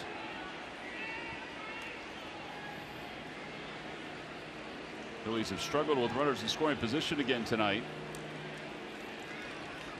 Runner goes, pitches line to right field. Roman Quinn is there. They could double up Grichuk.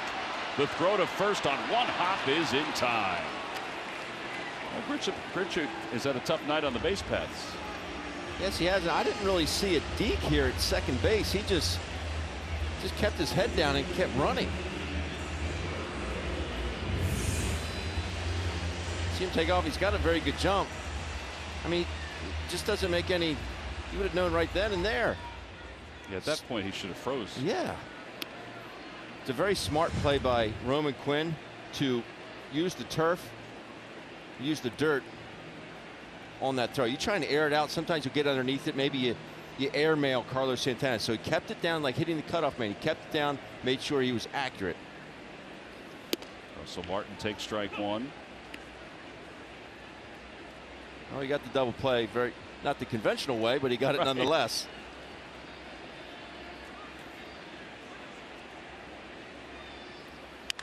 Over to third on one hop, picked by Cabrera. So the inning is over. 6 innings for Jake Arrieta. In the 6th, he allows a hit, does not allow a base runner. We'll move to the 7th. The Phils in desperate need of some offense.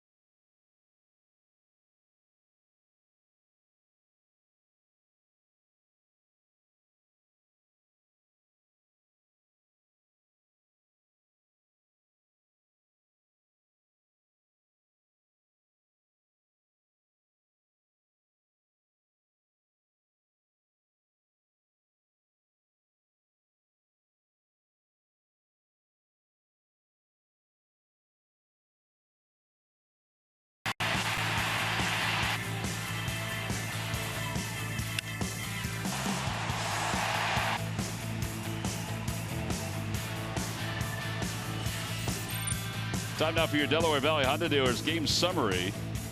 Phillies got a run early in the 1st inning. Had a chance to get a couple more, but unable to get one across the plate. And then the Blue Jays started hitting the long ball. They have 2 home runs. That led to 3 runs, and then they added another one in the 5th. Ryan Baraka is about to begin the 7th inning for the Jays. He has struck out 5 and scattered 6 hits. And Odubel Herrera will lead it off. He's 0 for 2. And he fires that one foul.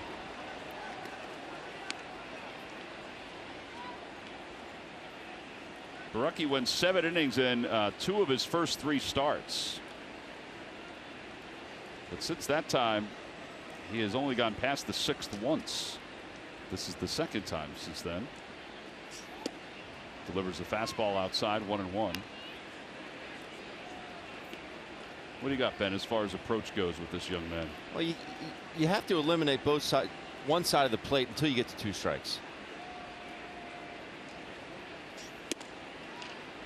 Especially from a right-hander. As a right-hander, I should say. And you got to realize where you like the ball. If you're a righty that likes the ball in, then look in the first couple pitches. And if he throws one away, then take it. Runs outside, 2-2. I always thought I hit the ball better from the right side on pitches that were in. So if I was your natural it side, was my natural side, I felt stronger. I felt quicker to get to pitches in. Odubel grounds it to second. Travis is up with it.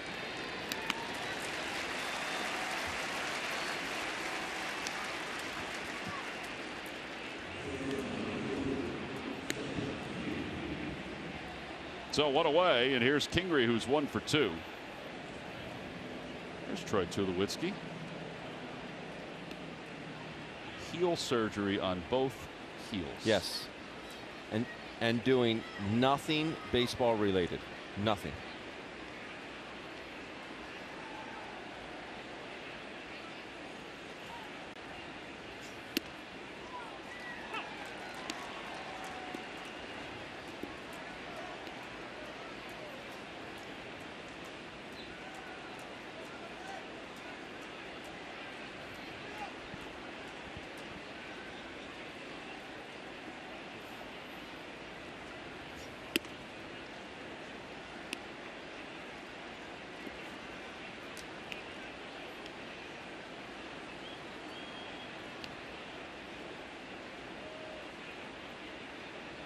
Yoenis Cespedes had double heel surgery.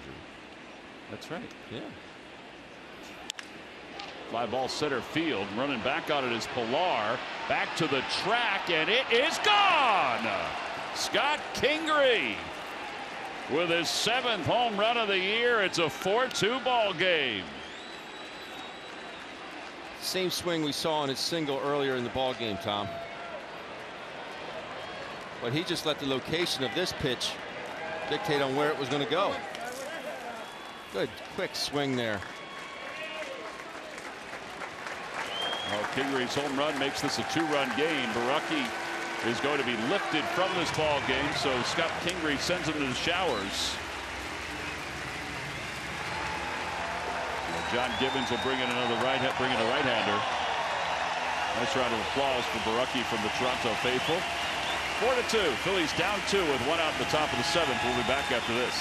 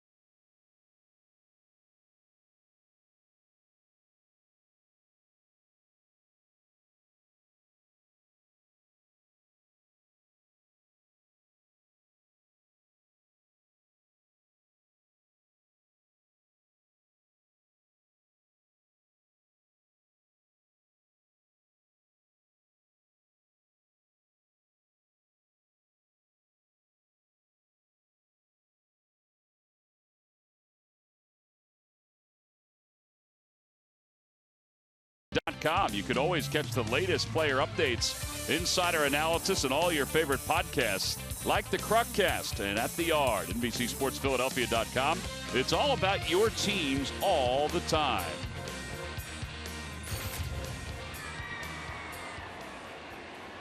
Arrieta is the new pitcher for the Blue Jays. And Roman Quinn hits one sharply right at Smoke. 2 outs. Roman making the bid for his 3rd knock of the night. There's numbers. He was the closer at one point. In fact, when the Blue Jays were in Philadelphia, he was a little shaky though. 7 blown saves. That Ben is shaky. Yes.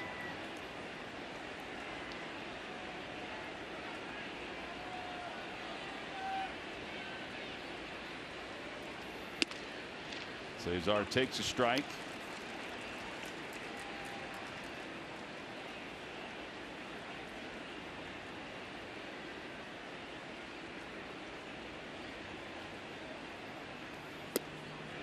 cutter there. Baraka 103 pitches, 6 1/3, 5 strikeouts, scattered 7 hits.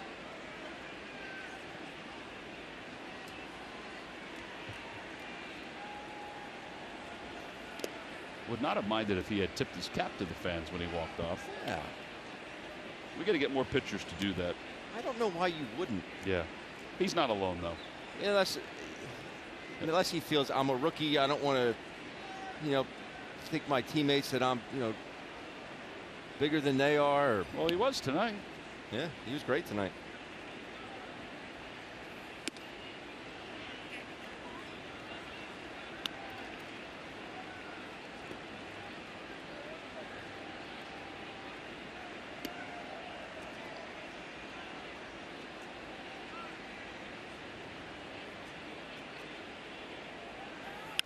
And a line drive base hit it to right field for Cesar.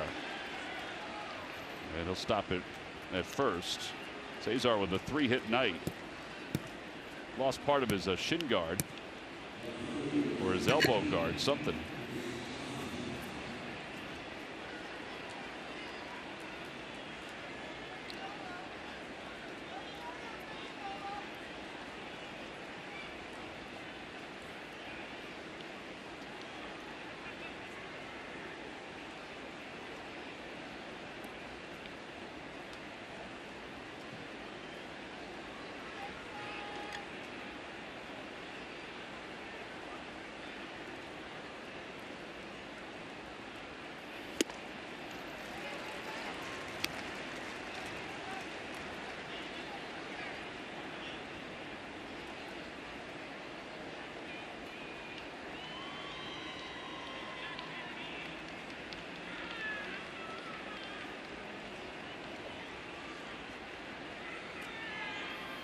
Broken back ground ball out to shortstop. And Gurriel throws out Hoskins to wrap up the 7th. The Phils do get a run back on the home run by Scott Kingery. Time to stretch with the Blue Jays on top 4-2.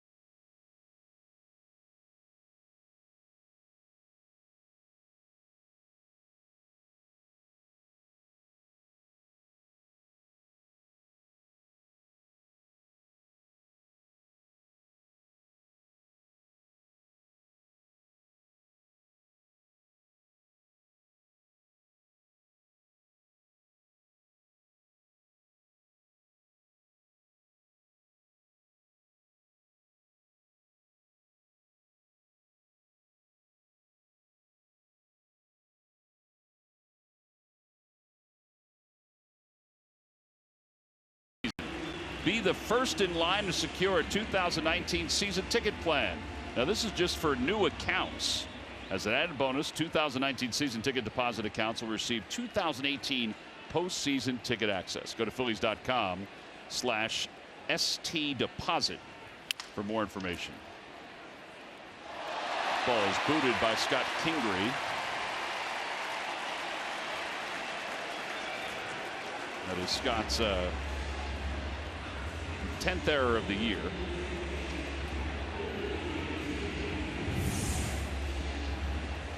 Just ran right up his arm. Ran right up his arm. May have been a little too aggressive with that one.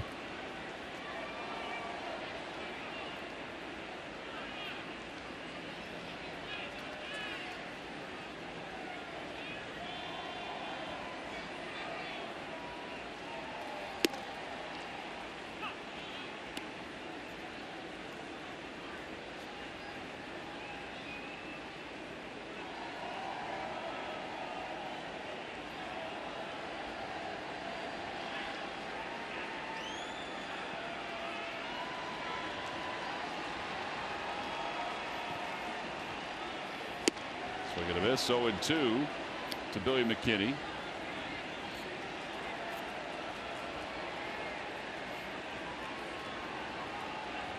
Hector Neris warming up.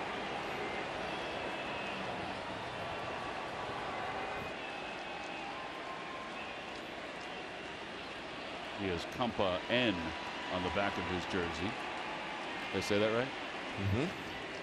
That means Buddy. Ow. And McKinney is hit by that pitch. Arrieta not happy with himself on that one. McKinney's home run is still the turning point. Brought to you by Toyota. You try and sink it down and away, and it's just a sinker that's elevated. McKinney doesn't miss it. Put the Blue Jays up 3-1 at the time. As your Toyota turning point. Gabe Kapler's coming out. Jake Arrieta is not happy. I think he wants to try to finish this inning. Hector Neris has been warming up. So Arrieta will check out. 6+ innings for Jake and 101 pitches. We got a pitching change. We'll be back with Hector Neris right after this.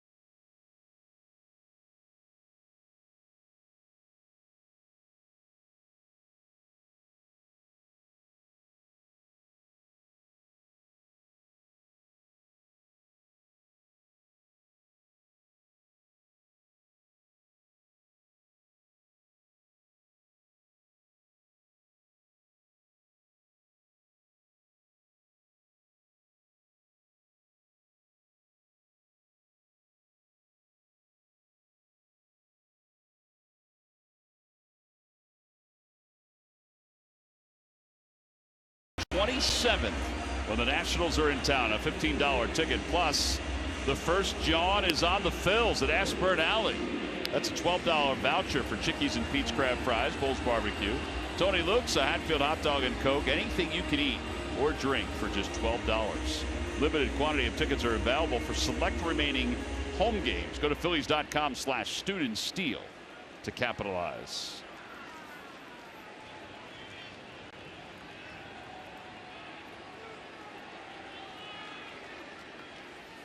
So Hector Neris is on to face Gurriel, who was 1 for 3 with an RBI. Hector takes over for Arrieta, who goes 6+, scatters 6 hits.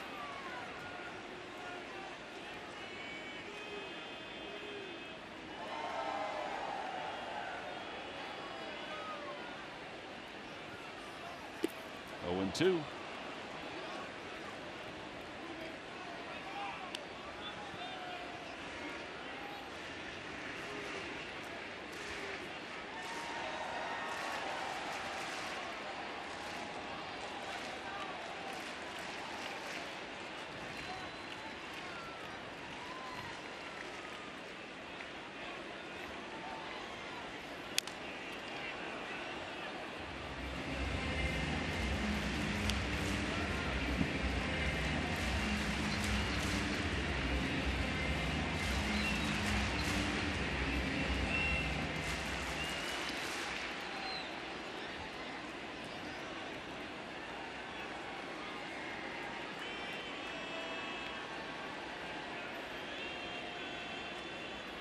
Swing and a miss. Well, he threw one split after another to pick up the strikeout here in the 7th, and now Devin Travis is coming up.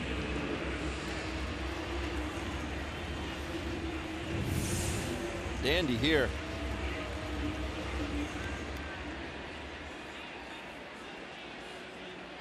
Good late movement.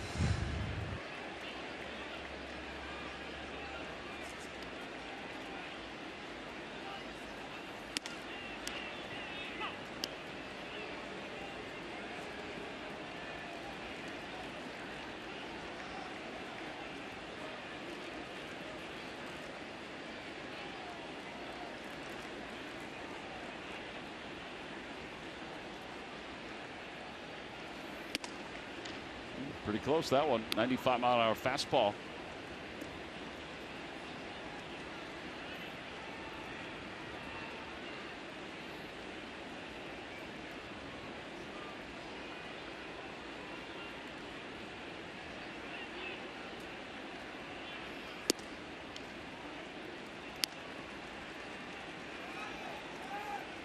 Tyler Clippard is warming up in the bullpen for the Jays. Have Phillies ever faced him before? That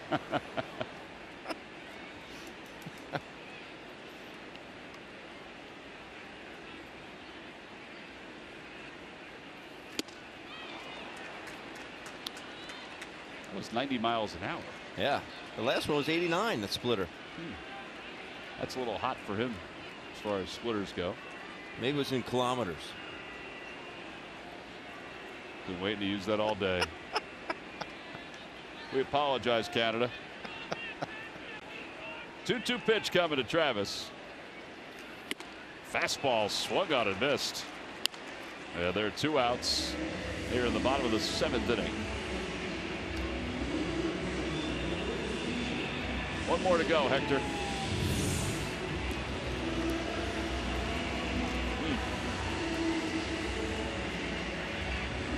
Not even close. No.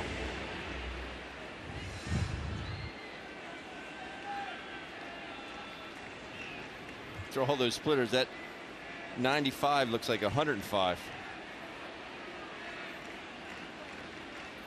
Splitter low.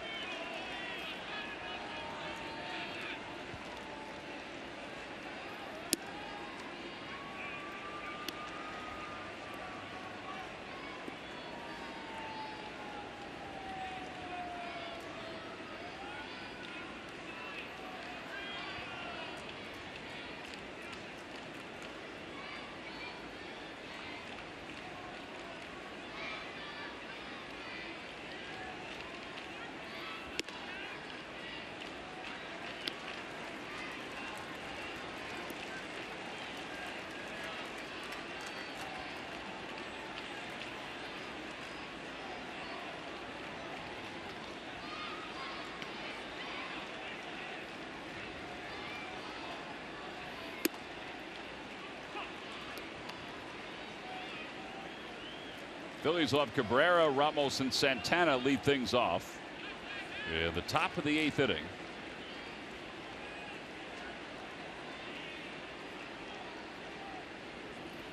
Swing and a miss and a change, and it's 3-2. The runners will be off.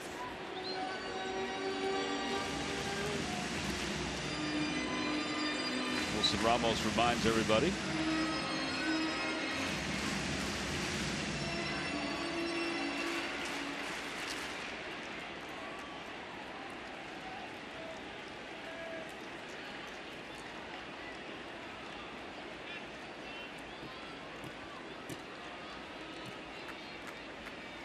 Go, and a fastball right down the middle for a strike 3 called. Hector Neris comes in and helps Jake Arrieta with a clean 7th inning. No runs, no hits, 2 men left. We go to the 8th. The Phillies down 2.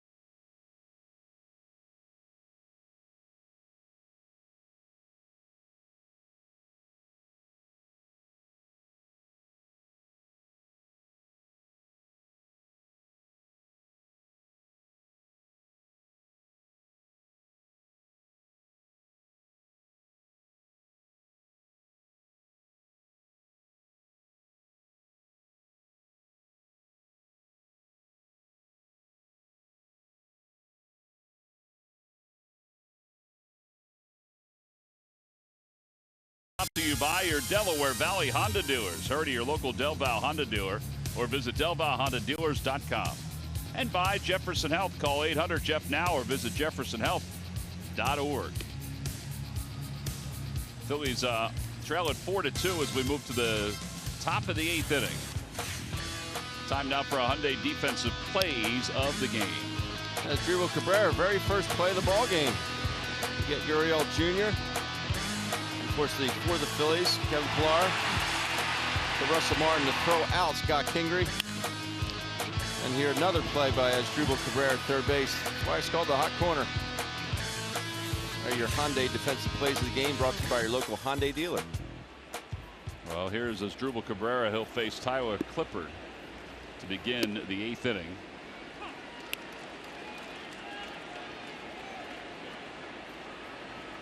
How many games do you think Clippard's appeared in against the Phillies? I'm going. And where do you think he ranks among active pitchers? I'm going to say 67. All right. And I'm going to say, like, of all time against the Phillies? No, active. Active Guys. Yeah. I'd say he ranks second. He is second. Okay. He has 54 career games against the Phillies. Wow. The leader of the pack is Mike Dunn. In Florida. Or, sorry, Miami. Yeah, he's, I think he's in Denver now. But, yeah, when he was with the Braves and with the Marlins, he obviously pitched against the Phillies a lot. Always facing Ryan Howard. Yeah. And so was Luis Avilan, who's now with the Phillies. He's in the top 10. 1-2 pitch. And a breaking ball. Oh, he went around, says Jerry Davis. I thought he held his swing, but no argument from his dribble. Take a look. Well, that's close.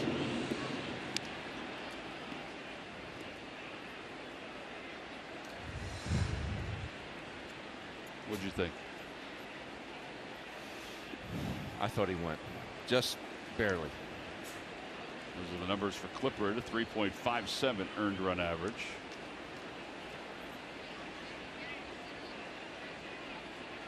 Wilson Ramos is 0 for 2. And he lines that one to left field. He got a changeup that he pulls off the wall, and Ramos will hold up at first. Unfortunately, the throw was offline. Time now for the Ram Truck Stump the Fans Trivia Quiz answer. All right, Ben, here we go. Who holds the Blue Jays record for most home runs in one season as a catcher? My initial thought was Darren Fletcher. Darren Fletcher is incorrect. I'm not going to go with Darren Fletcher. I'm going to go with J.P. Arancibia. J.P. Arancibia, who is here today, is correct. He has 23. A couple years for Blue Jays he had in the 20s. I heard the doorbell. I thought maybe we had a visitor.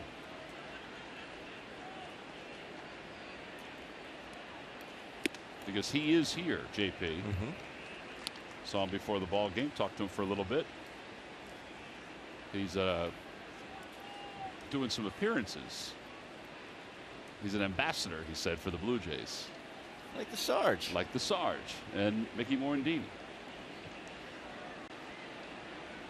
1 ball and no strikes to Santana. That one's in the air to center field. Playable for Pillar. And 2 outs here in the 8th inning. Maikel Franco is due up.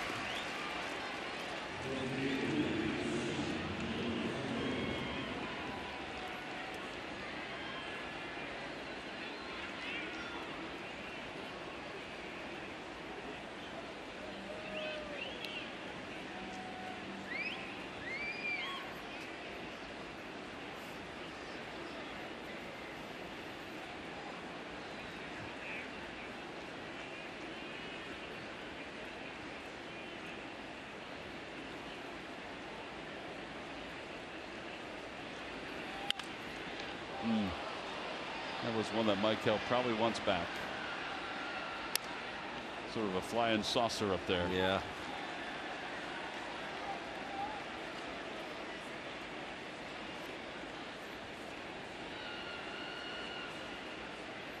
Some guys can do it, and that's be in the DH role. Some guys cannot. Did you ever DH? I did, and I couldn't stand it. Just too much idle time. Way too much time to think about hitting.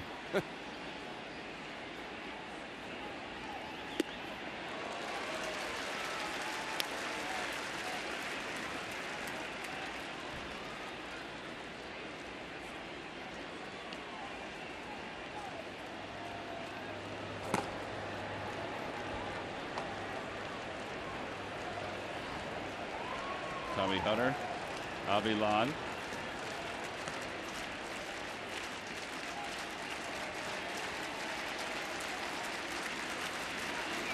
Swing and a miss. Bronco strikes out. No runs, one hit, and one man left. Phil's struggles offensively continue. We'll head to the bottom half of the 8th inning.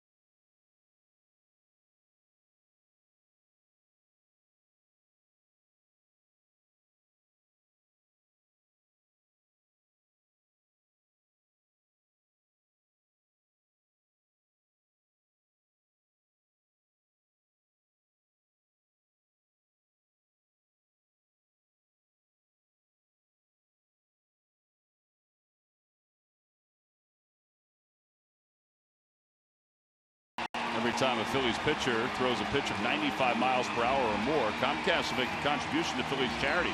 Phillies baseball is brought to you by Xfinity, the fastest internet in Philadelphia. Luis Avilan will make his Phillies debut. Those are his numbers with the White Sox.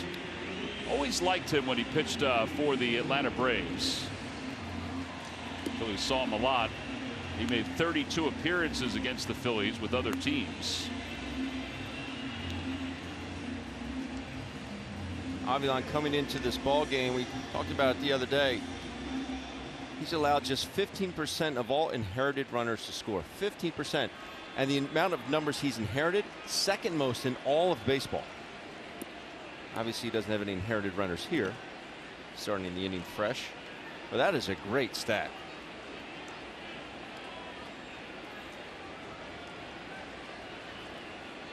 Now 29 years old, out of Caracas, Venezuela. The first pitch to Morales is hit foul. He's batting right-handed now. Pitch at 68 miles per hour. Trying to keep him off balance. Ben. That's right. Avilan last year with the Dodgers pitched in 61 games. Had an ERA of 2.93.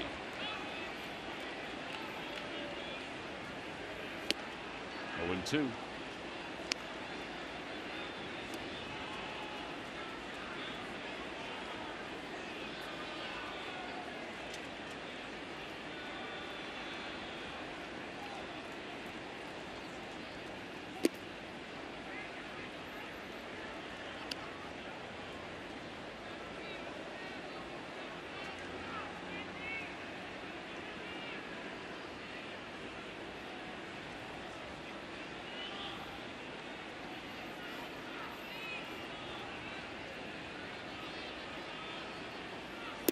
outside. 2 balls, 2 strikes.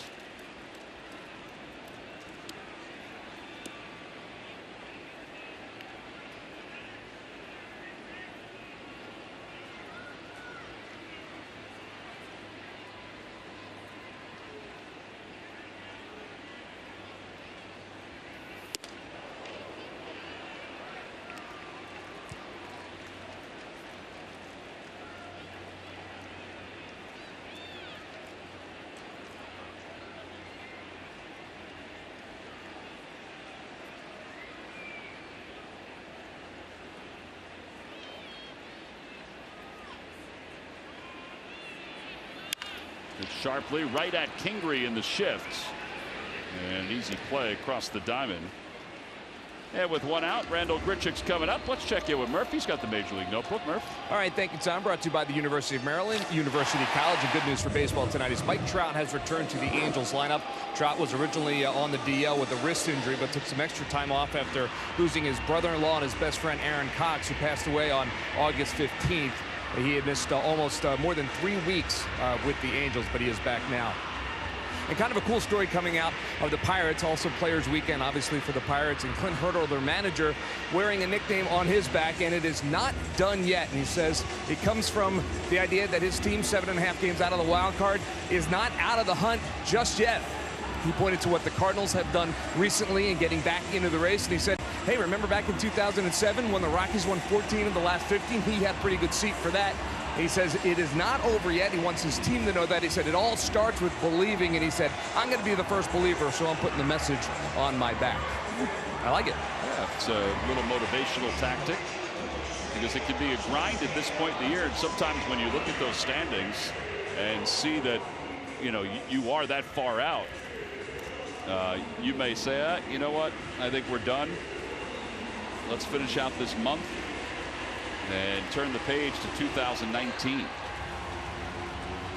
They will be hard pressed, I think, to get back into the wild card race, but you never know. You never know. Think about 2007. Phillies, I think, sort of changed everybody's mind as far as comebacks go. Be a long road. Here's Luis Garcia, who will take over for Avilan. Garcia, 4.11 earned run average.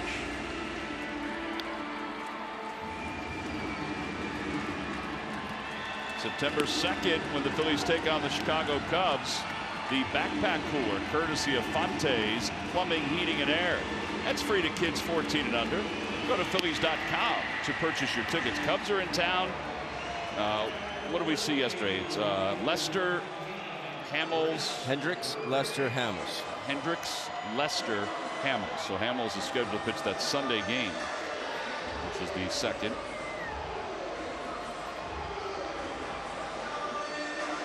That could be a matchup between Hamels and Nola, depending on how the rotation rolls out with the off day.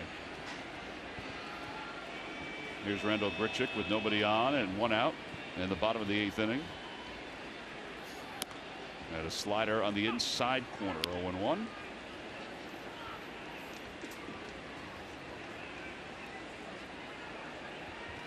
Grichuk has 2 hits today. He's also been caught off first base twice.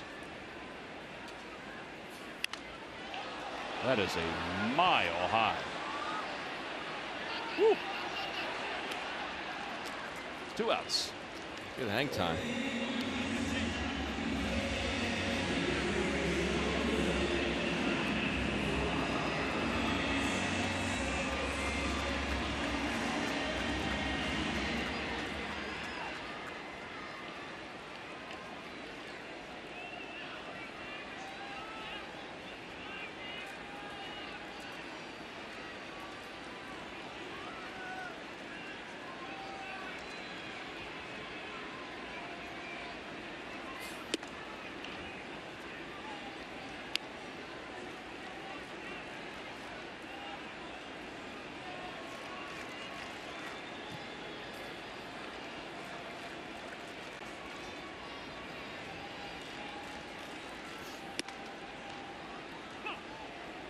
Perfect slider, but it is a strike.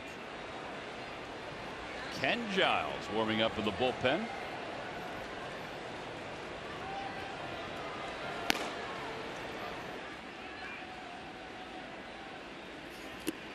swing and a miss. 1-2. I wonder what his nickname is. I didn't even look. Is it 100 mile Giles?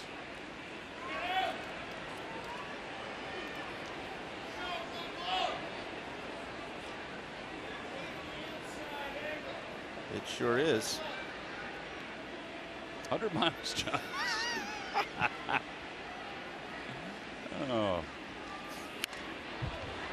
Thing is, I don't think anybody calls him that. They'll call him Kenny or Giles. Hey, 100 miles Giles. I caught his bullpen a couple years ago in the wintertime. Yeah. And he signed a ball for take, 100 miles an hour Giles. How about his life turning over the way it has? From Houston to here. 1-2 pitch. Fouled back. After his issues in Houston. I mean, Toronto is a great city, but they're in 4th place, whereas the Astros, well, the Astros are in 1st place.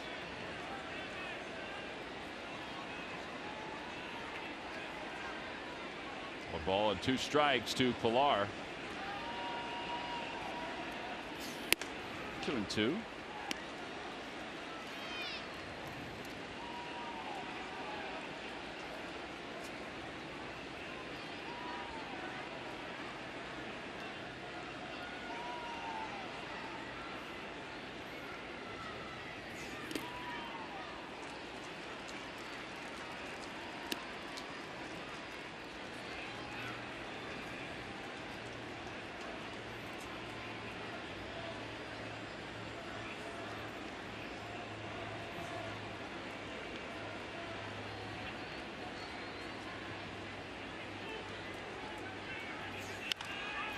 Fly ball on the right side. Santana's looking for a little help. Now he's be able to find it. And that'll do it for the Jays here in the 8th. Nice job by the Phillies bullpen. They face 6. They retire 6. Now the Phils offense down 2. We'll have one last chance.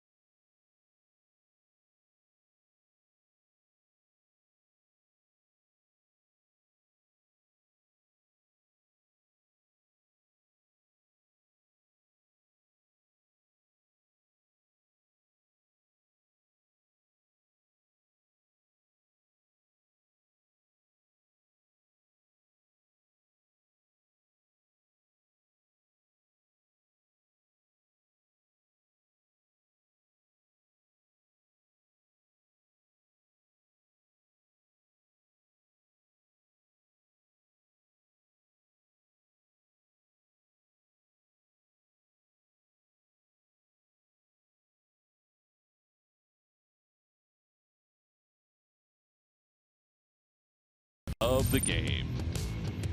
On the 2nd inning, Pedris Morales lift off.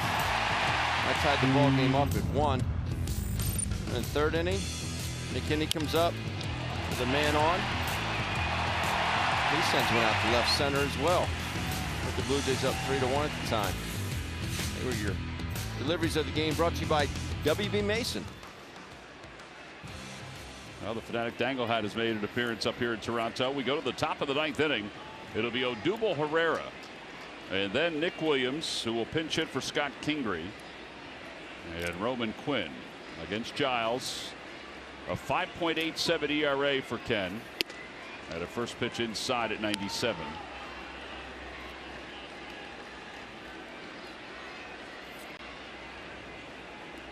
Kenny was part of the world champion Houston Astros last year. Phillies traded him to the Astros, but then he had a couple of emotional outbursts while with the Astros this year. And the slider swung on and missed by Odubel.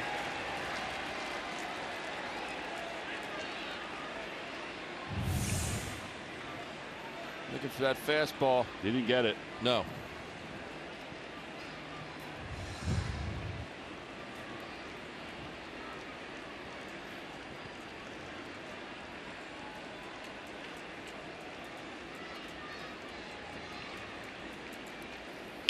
And a looper down the right field line. That's in for a base hit for Odubel, which means the tying run is coming to the plate. And Nick Williams. Nicky Dubs.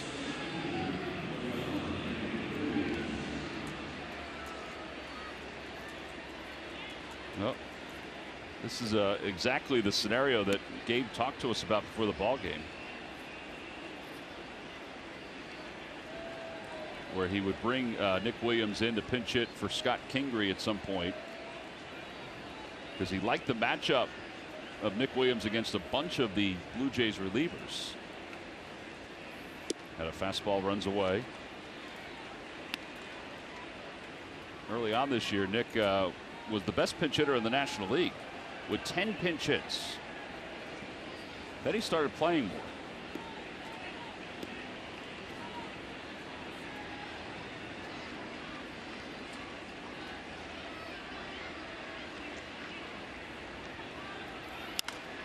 One ball and one strike. Might want that one back again. Yeah. Good swing, though. Reminder, tomorrow will be on at 4 o'clock Eastern Time on NBC Sports Philadelphia. Nick Pivetta, very excited to pitch in his home country. One ball and one strike. One ball and two strikes. I think Nick thought that was low. Warriors looking for that slider.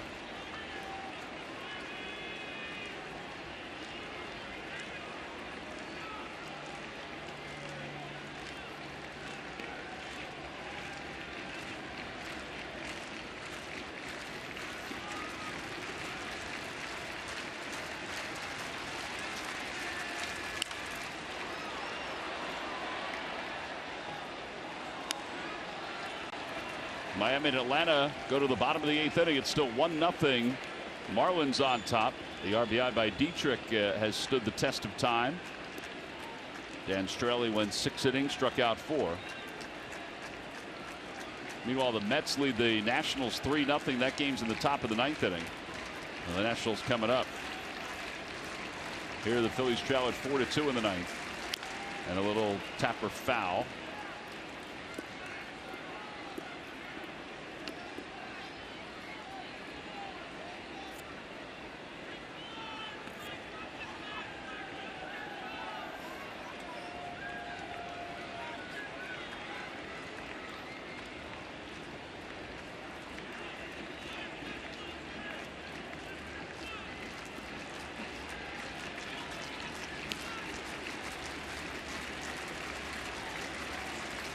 In the dirt, 2-2. How did he do that? Martin.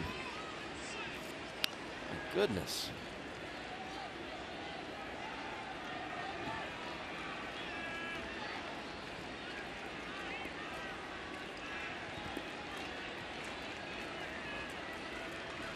This season, 57% of the time he's throwing the 4-seamer. 2-2 to Nick Williams. 3-2 to Nick.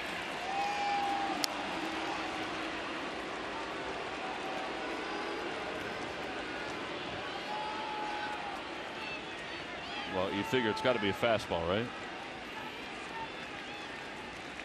I threw 2 sliders in this particular at bat.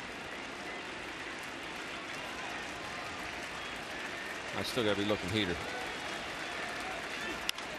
He got it, 98 miles an hour. It remains 3-2.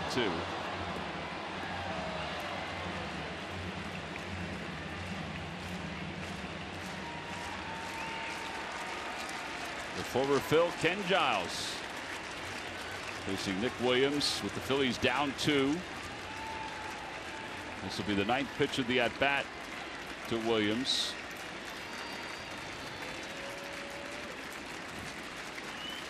A little tapper back toward short. Gurriel to second for 1. They won't turn 2. The Nick's disappointment. He had some pitches to hit.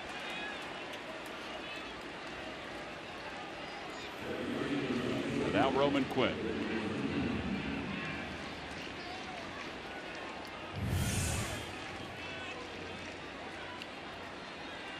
Probably ball 4, and it was.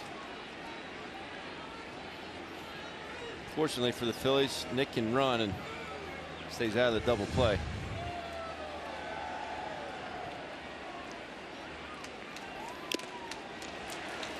Roman Quinn and Giles, former teammates. Roman's had a nice night. He's 2 for 3.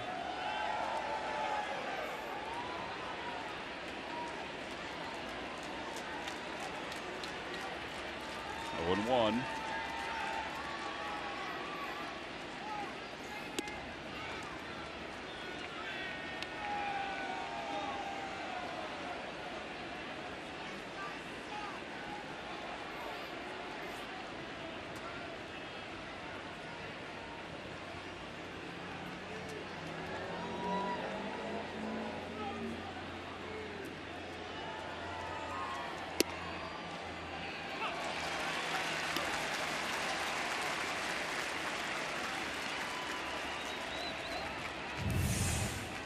Take a look at pitch cast presented by PJ Wheelahans. And it's a strikeout of the inner half. And Martin just didn't catch it nicely. I think that's what threw Roman off. He may have thought he stabbed at it. And it was inside a little more.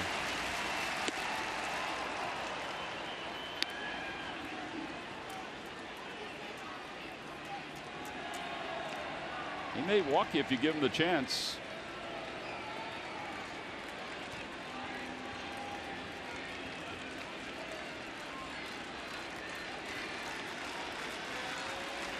Two and 2 to Quinn.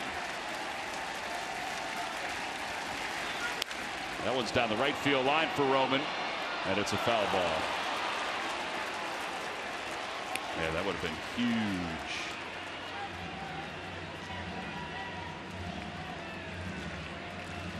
As Nick scores and Roman gets on third.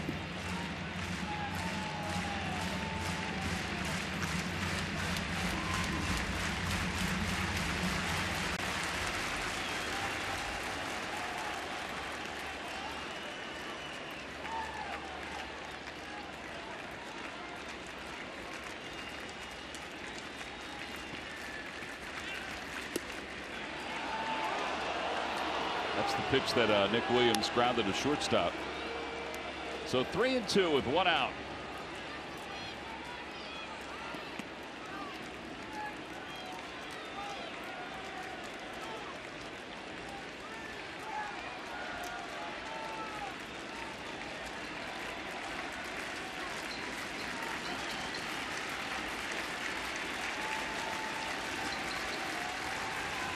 Ball 4. And that puts runners on first and second with 1 away for Cesar, who has 3 hits tonight.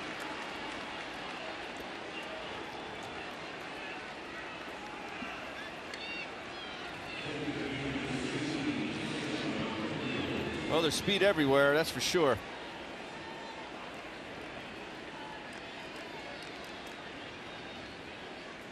Phillies only have the 1 hit with runners in scoring position. That was Roman Quinn's single to center.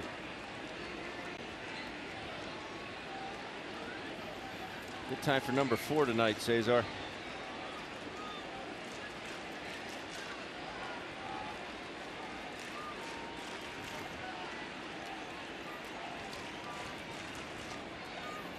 Check swing.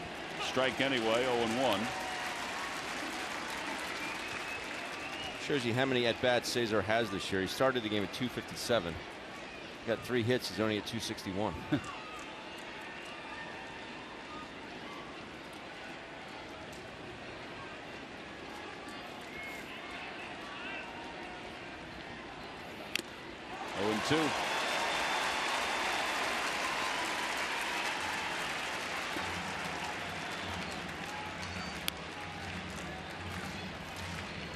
21 pitches for Giles so far.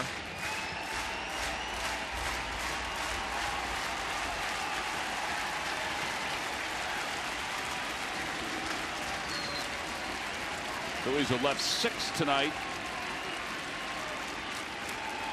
Swing and a miss.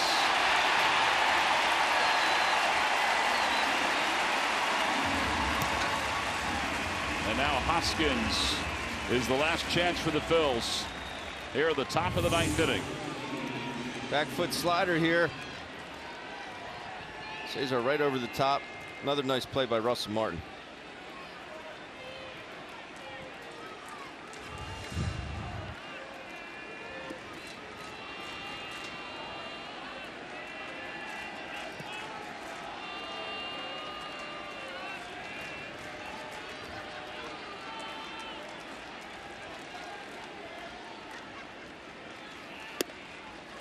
Drop the get me over slider in there for the first strike.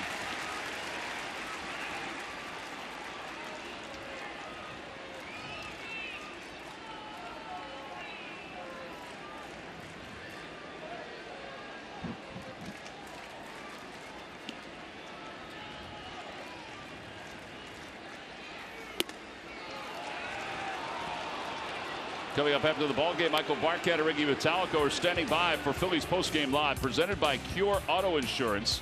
Guys, we'll talk about Jake Arrieta's outing tonight, and also the struggles for the Phillies offense continuing.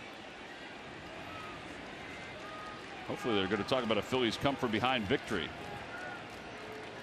1 ball and 1 strike to Reese.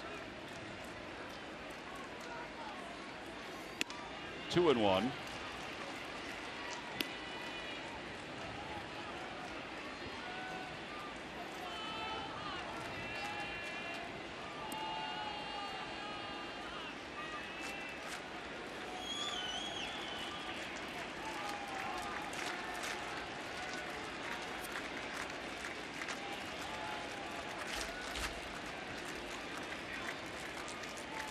Outside, 3-1.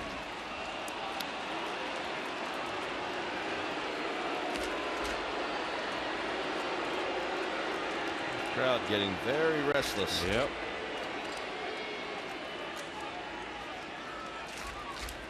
Well, the big fella hoping to get a big hit here.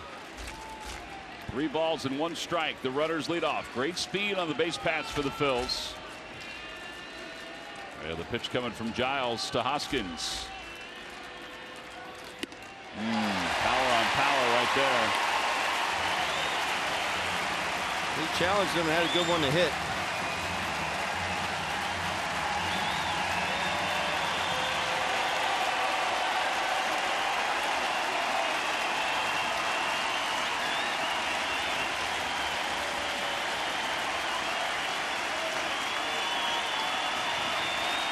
Three balls and 2 strikes. The runners go. The pitch is fouled off, and we'll do it again.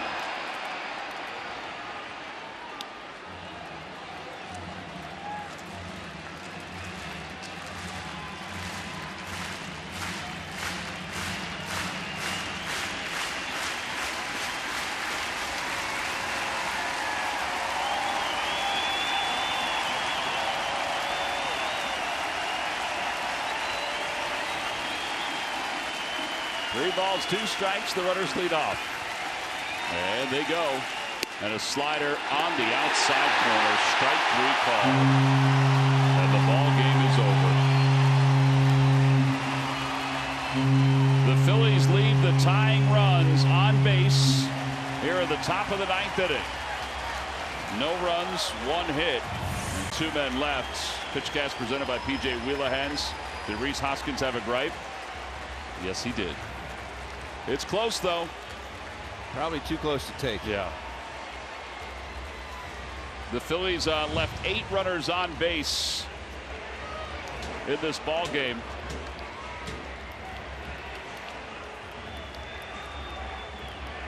And the Blue Jays win it 4-2.